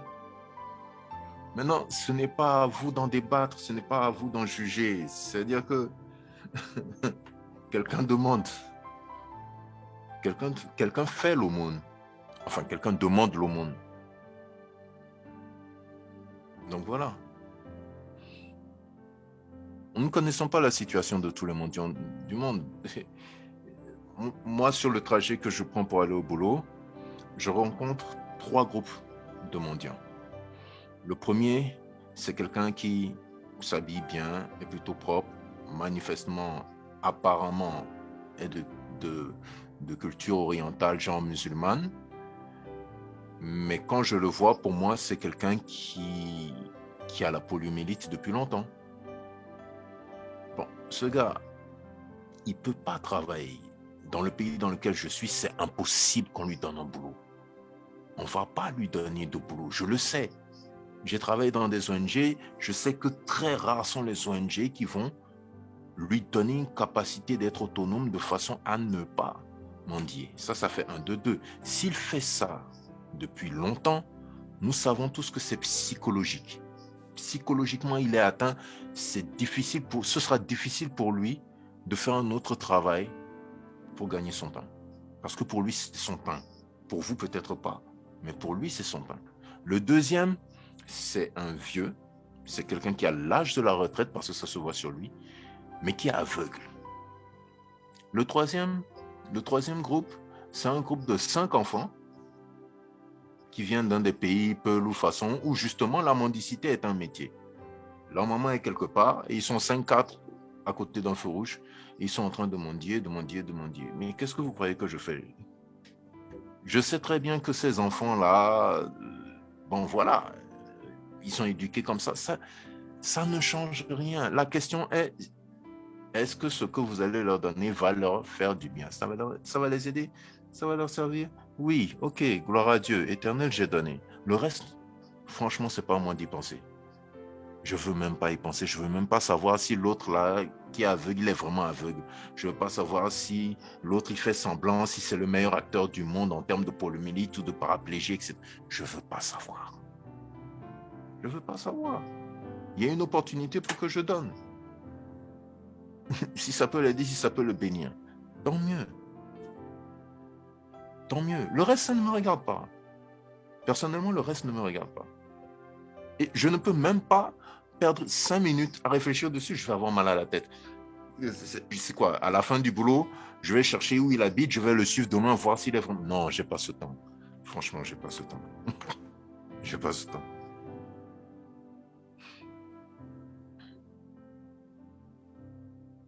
Je dis à l'Éternel, Éternel, j'ai donné. Si il se fait que ce que je lui donne ne sert à rien, ce n'est pas à moi de le savoir, c'est l'Éternel qui sait. Si ça n'arrange pas les plans de Dieu, l'Éternel va le dévier, je vais trouver quelqu'un qui en a véritablement besoin. Et ça arrive des fois, que je sois là et que quelqu'un se manifeste devant moi, me dise, bon, j'ai telle situation, est-ce que vous pouvez m'aider? Ça arrive. Ça arrive, ça peut arriver. Excusez-moi, on peut tous traverser une situation bizarre dans laquelle on n'a qu'un seul recours, c'est de demander au premier passant qui vient, que l'on voit bien habillé, propre, que notre cœur vers lequel on nous pose de dire, je prie pour que ça n'arrive à personne. Je prie pour que ça n'arrive à personne. Mais quand vous êtes dans un pays où, sans vous prévenir, plusieurs fois la guerre vous frappe, je suis désolé, vous n'allez pas aller leur apprendre à dire, vous n'allez pas leur dire, va manger à la sueur de ton front. C'est impossible.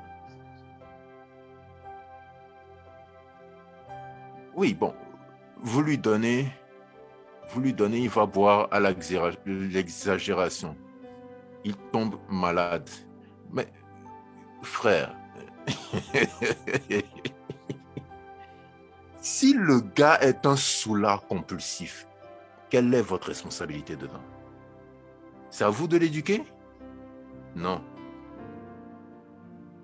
La Bible dit, à celui qui a le cœur meurtri, donnez du vin pour soulager sa douleur et sa peine. Vous n'avez pas la capacité de juger cette situation dans le meilleur des cas. Maintenant, si vous, intérieurement, ça vous dérange, ça dérange votre conscience, ça dérange votre cœur, avant de prendre votre décision, demandez à l'Éternel, s'il vous plaît. Tous ceux qui sont dans ce groupe, qui sont dans ce chat depuis au moins 2-3 mois, je sais que vous avez atteint un certain niveau dans lequel, quand vous parlez à l'Éternel, l'Éternel vous répond. S'il vous plaît, il y a des décisions. Il y a un moment où l'humilité aussi, c'est ça. C'est-à-dire qu'à un moment, on arrête de dire « je sais réfléchir, je suis conscient, j'ai des principes, etc. » Éternel, de cette situation, ça me met mal à l'aise. Qu'est-ce que tu dis de ça? Ce que tu me diras, c'est ce que je ferai. C'est fini.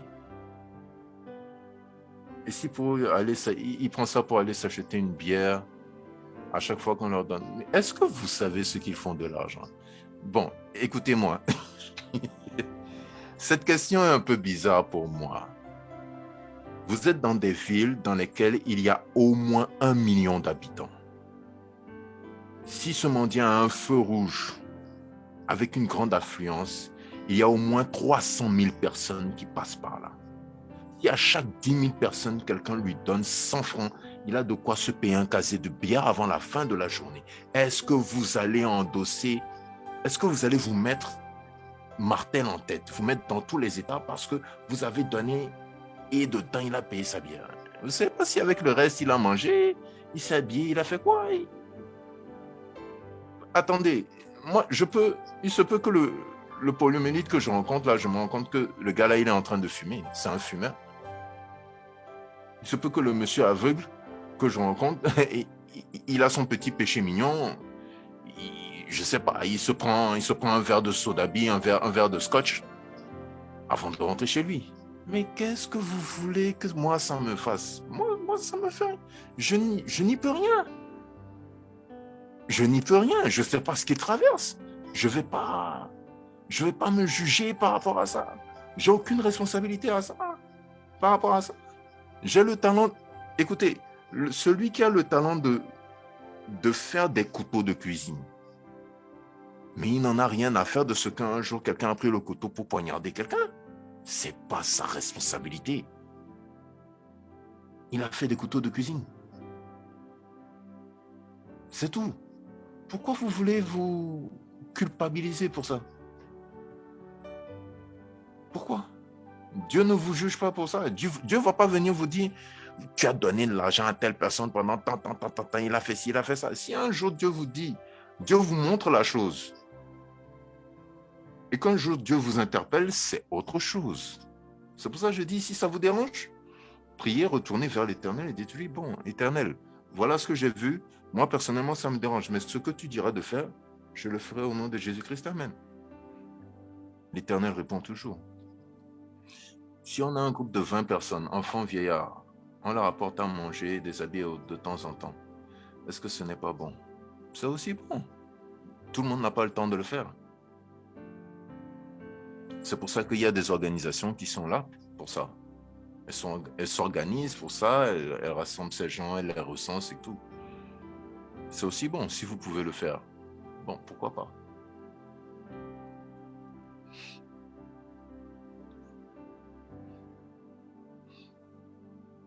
« 23h41, dans certains pays de nos frères et sœurs, il va être 2h du matin.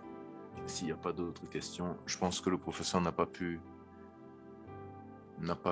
arriver à l'endroit. Ok, vous le faites toujours. Ça fait plus de 4 ans que vous le faites toujours. D'accord. Bon, vous le faites toujours. Est-ce que vous savez ce que les enfants vont faire avec cet argent?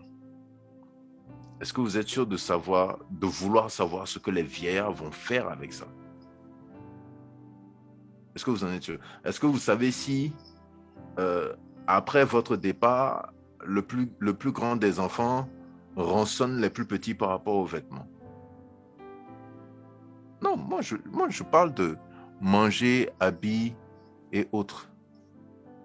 Vous ne savez pas quelle est la situation derrière, hein? C'est-à-dire que s'il faut qu'on voit les blocages ou les situations derrière.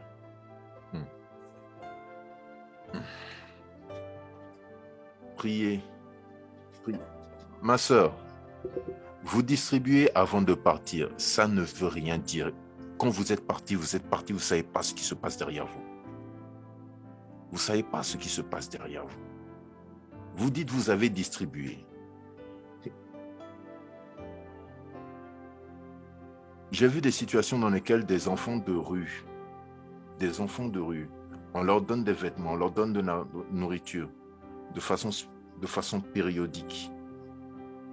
Mais quand les donateurs sont partis, il y a une autre réunion qui a lieu dans laquelle, en fait, les plus petits payent une rançon à un qui est plus âgé que tous. Il choisit le vêtement qu'il y a là-bas. C'est une réalité de ce genre de vie. C'est une réalité de ce milieu. Qu'est-ce que vous pouvez faire contre ça? Qu'est-ce que vous pouvez faire contre ça? Vous savez, il y a des situations dans la vie, si on reste dans le plan physique, on n'a aucune réponse à elles. Quand on entre dans le spirituel, les réponses sont difficiles à avaler. Les réponses sont difficiles à avaler. Moi, j'ai des réponses pour ce que vous êtes en train de dire, mais vous n'êtes peut-être pas prêt à les entendre. Parce que si je vous dis que certaines personnes sont là où elles sont parce qu'elles ont mérité d'être là, je pense qu'on va se tirer les cheveux. Donc, je préfère ne rien dire. Je préfère ne rien dire. Parce que réfléchissez-y, le hasard n'existe pas. Le hasard n'existe pas avec Dieu. Dans la Bible, trois personnes, lorsque j'ai lu la Bible en entier pour la première fois, 3 personnes, lorsque je suis tombé sur leur cas, j'ai eu du mal à dormir. Quelqu'un qui était paralysé et qui était pauvre, qui avait des plaies, et ce sont les chiens qui venaient lécher ses plaies. Et il faisait l'aumône pour manger, il dormait dans la rue. Dans une ville de plus de 500 000, 600 000, 800 000 habitants. Personne ne prenait soin de lui et il est mort comme ça. Quelqu'un paralytique devant une piscine, la piscine de Bethesda, si je ne me trompe pas. La piscine sanctifiée dans laquelle, quand l'ange vient chaque 5 minutes, le premier qui tombe dedans reçoit la bénédiction. Ce gars vient depuis 30 ans, n'a jamais eu quelqu'un qui lui a dit, qui a touché tout le monde pour leur dire, hey, vous savez quoi? À cet instant précis, on a 5 minutes. 5 minutes, 60 fois dans une heure. On est là de 8 heures à 18 heures. On peut laisser au moins une fois de ces 5 minutes à ce monsieur qui vient depuis 30 ans. La troisième personne, Pierre et Jean entrent dans le temple et il y a un paralytique qui demande le monde devant le temple depuis 40 ans. Ce gars est vieux. Ces trois personnes, la situation de ces trois personnes m'a toujours pincé le cœur, m'a toujours fait mal, m'a toujours fait un truc. Mais quand vous en arrivez à la situation où on vous dit l'Éternel est trop omniscient pour laisser une place au hasard. Parce que les gens, à cette époque, pensaient que si un homme est dans cette situation, c'est à cause d'une faute de ses parents et que donc c'est une malédiction générationnelle. Donc il y a une raison dans laquelle il a et c'est pour ça qu'on le laisse crever dedans. Pardonnez-moi. On n'est pas dans la religion, on est dans le spirituel. Il y a des choses que vous pouvez gérer, d'autres que vous ne pouvez pas. N'essayez pas de méditer, de réfléchir sur quelque chose que vous ne pouvez pas gérer. Si Dieu ne vous amène pas à gérer ça, n'essayez pas de gérer ça. Parce que vous ne savez pas. Jésus-Christ arrive vers un paralytique. On dit il est là depuis longtemps. On lui dit ses disciples lui demandent quelle est la faute que ses parents ont commis pour que lui soit dans cette situation depuis l'enfance. Il dit, s'il est dans cette situation, ce n'est pas à cause de la faute de ses parents, c'est pour que la gloire du Fils de l'homme soit révélée dans sa vie. Comment est-ce que vous allez me dire tout ce qu'il a enduré durant combien d'années pour que Jésus-Christ... Mais Jésus-Christ était dans Israël depuis un moment, hein? Frère, il y a des choses qu'on ne peut pas gérer. Il ne faut pas qu'on se pose certaines questions. Laissez tomber. Au reste, que l'Éternel ait pitié de nous tous. Que l'Éternel ait pitié de nous tous et qu'il nous épargne. Qu'il nous épargne ces choses. Voilà. Au nom de Jésus-Christ de Nazareth, je propose d'attendre encore le temps qu'on arrive à minuit GMT. De sorte que le professeur puisse nous conduire dans la prière, ou sinon, à ce moment-là, je demanderai à notre doyen de nous conduire dans la prière par rapport au thème de ce soir. Encore des questions? Des réactions? Vos réactions sont les bienvenues, s'il vous plaît. On est en famille, hein? Vos réactions sont les bienvenues. Donc,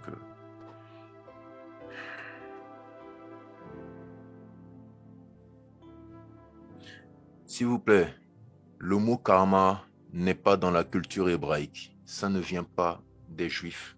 Ça n'existe pas dans la Bible. Ça vient des hindous. Et les hindous n'adorent pas l'Éternel Dieu d'Abraham, d'Isaac et de Jacob. Donc, on ne parle pas de la même chose. Ne parlons pas de karma dans la chrétienté. Ça n'a pas sa place. Ça n'a pas sa place. Parce que déjà, le karma est un concept que les gens comprennent mal et ne gèrent mal. On parle de la roue du karma. La roue du karma est un cycle d'un certain nombre de réincarnations.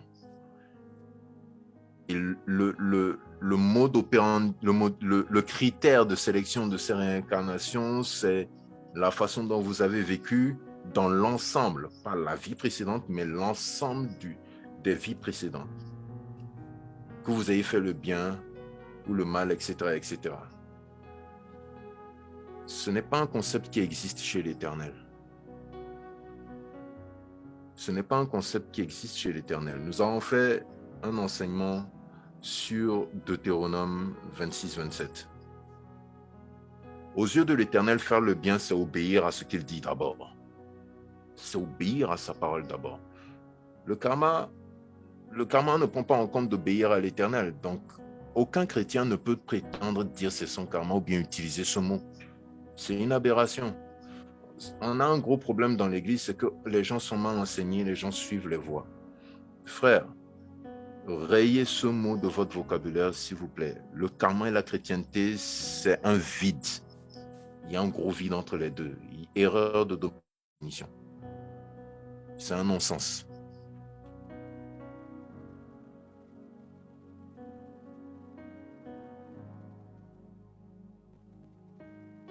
Question, réaction. Il nous reste encore 10 minutes. Nous allons clôturer.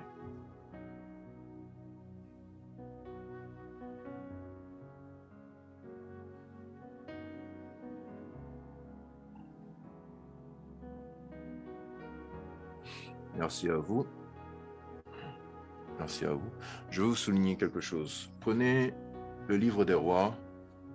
Quand vous aurez le temps ce soir, prenez le livre des rois, lisez la mort d'Akab et d'Isabelle.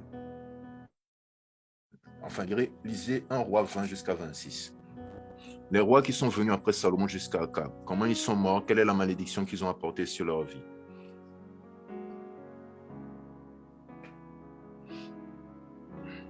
Je dis sur leur vie, sur leur famille. À cause de leur comportement en tant que roi envers l'Éternel, quelle est la malédiction qu'ils ont apportée sur leur famille, de génération en génération. Et à cause de son comportement, quelle bénédiction David a eu sur sa famille de génération en génération. Vous comprendrez que ça n'a rien à voir avec le karma. Je le dis, je le répète encore. Si vous voulez évoluer avec Dieu, vous devez lire la Bible. Quand vous lisez la Bible, priez pour que l'Éternel vous révèle des choses selon lui. Parce que dans la Bible, lorsque vous allez lire la Bible, que vous allez comprendre les commandements, c'est-à-dire la vérité cachée derrière les commandements de Dieu, cette première nuit, vous n'allez pas dormir. La conception que le monde a du bien n'est pas la conception biblique du bien. Ce qu'on vous a appris du bien depuis que vous êtes né, que vous avez grandi à aimer ton prochain, prendre soin des uns des autres, etc., etc., n'est pas la conception biblique de faire le bien. Dans la Bible, il y a la charité, l'aumône et le bien. Mais le bien selon Dieu n'est pas le bien selon le monde. Et pardonnez-moi, je ne veux blesser personne. Mais si quelqu'un est dans des pratiques hindoues, cette personne n'a rien à vous apprendre par rapport à l'Éternel Dieu d'Abraham, d'Isaac et de Jacob et Jésus-Christ de Nazareth. Elle n'a rien, strictement rien, à vous apprendre par rapport à Dieu. Rien du tout. Une religion dans laquelle on a plus de 3004 millions de démons n'a rien à vous apprendre à vous qui êtes monothéistes. Donc ne prenez pas leurs concepts pour les appliquer à vous. Ça n'a rien à voir. Il y a un vide, il y a un gouffre, il y a un monde entre vous. Il y a un univers entre vous. Vous ne parlerez jamais de la même chose. Jamais. L'amour tel qu'il le voit n'est pas l'amour tel que Dieu en parle. Le pardon tel qu'il le voit n'est pas le pardon tel que Dieu en parle. Les sacrifices, les offrandes et le jeûne tel qu'il le voit, ce n'est pas comme ça que Dieu le voit. C'est le jour et la nuit. Ne prenez pas les choses de la nuit pour mettre dans le jour. C'est pas pareil. On est différent. Quand on est différent, là, acceptons qu'on est différent. Parce qu'on va se comprendre dans nos différences. Mais on ne va pas s'imposer nos différences pour dire qu'on doit se comprendre. Ce n'est pas possible. Ce n'est pas possible. Lorsque en Deutéronome 26, 27, l'Éternel dit « Je mets devant vous le bien et le mal, la vie et les morts. Choisissez le bien, choisissez la vie afin que vous viviez, que vous soyez prospères, que vous viviez de longs jours, soyez rassasiés de jours. » Quand vous faites la liste des commandements que Dieu dit « Je mets devant toi la vie », ça commence d'abord par l'obéissance à lui. Dans l'obéissance à lui, là, quand vous lisez la Bible, il y a des endroits où l'Éternel dit « Tu tueras, tu passeras au fil de l'épée ». Il y a des endroits où il dit « Tu ne toucheras pas ». Il y a des endroits où il dit, la veuve et l'orphelin, elle a faim. Elle doit te faire le gâteau avec le reste qu'elle a. Ce n'est pas... C'est-à-dire, quand le professeur dit que l'Éternel est le grand Yakuza, il faut comprendre quelque chose. C'est que ce n'est pas une conception, ce n'est pas... Écoutez, dans le pardon, l'Éternel dit, deuxième commandement, tu honoreras ton père et ta mère. En faisant cela, tu vivras longtemps, tu seras béni, prospère et tu seras rassasié de jour. Quand nous avons parlé de ça lorsque nous faisions l'enseignement sur les alliances nominales, quelqu'un a posé la question, s'il est avéré que ma mère est une sorcière, que dit la Bible? La Bible dit, tu honoreras ton père et ta mère. Point final. Pourquoi? Parce que tes parents, quel que soit ce qu'ils ont fait, quel que soit ce qu'ils font, quel que soit ce qu'ils sont les représentants de l'autorité divine sur ta vie. Plus loin, dans les épîtres, on dit, enfants, parents, n'amenez pas vos enfants à se révolter. Mais dans tous les cas, c'est Dieu seul qui juge. C'est pas toi. Ce qui veut dire quoi? Ça veut dire que si un parent a fait quelque chose, il est dans la sorcellerie, il a fait quoi que ce soit, etc., etc. Vous pensez qu'une mère ou un père qui est dans la sorcellerie et qui reçoit les bénédictions de son fils n'est pas capable de bénir son fils? C'est que vous n'avez pas compris comment Dieu peut vous bénir. Si vous pensez ça, c'est que vous n'avez pas compris comment Dieu peut vous bénir. Jacob a été considéré comme un fils par Laban. Laban était un animiste. Laban avait des théraphim, appelés modernement des fétiches. Laban était un animiste, mais il dit à Jacob, tu es comme mon fils. Mais avant qu'il ne parte, Laban bénit Jacob.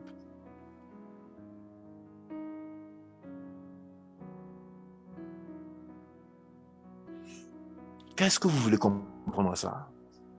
Ce n'est pas quelque chose que vous pouvez gérer. Dieu, lui, veut gérer. On ne va pas gérer des choses que Dieu seul peut gérer à la place de Dieu. Vous n'êtes pas le ministre. Vous voulez prendre des décisions ministérielles. Il y a un problème. Maintenant, on parle de Dieu. On a un autre problème. Allez expliquer ça à un hindou. Allez expliquer ça à un moine tibétain. Vous savez ce que ça va amener? Ça veut dire que vous allez jeter le froid sur les 10 ans d'astreinte et de jeûne qu'il fait dans son temple pour ressembler à Bouddha. Vous allez avoir des problèmes. Alors de là maintenant à parler du karma,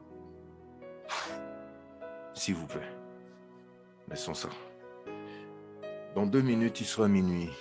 Je rends grâce à l'Éternel pour vos vies. Je vous remercie pour vos réactions. Votre présence, votre fidélité.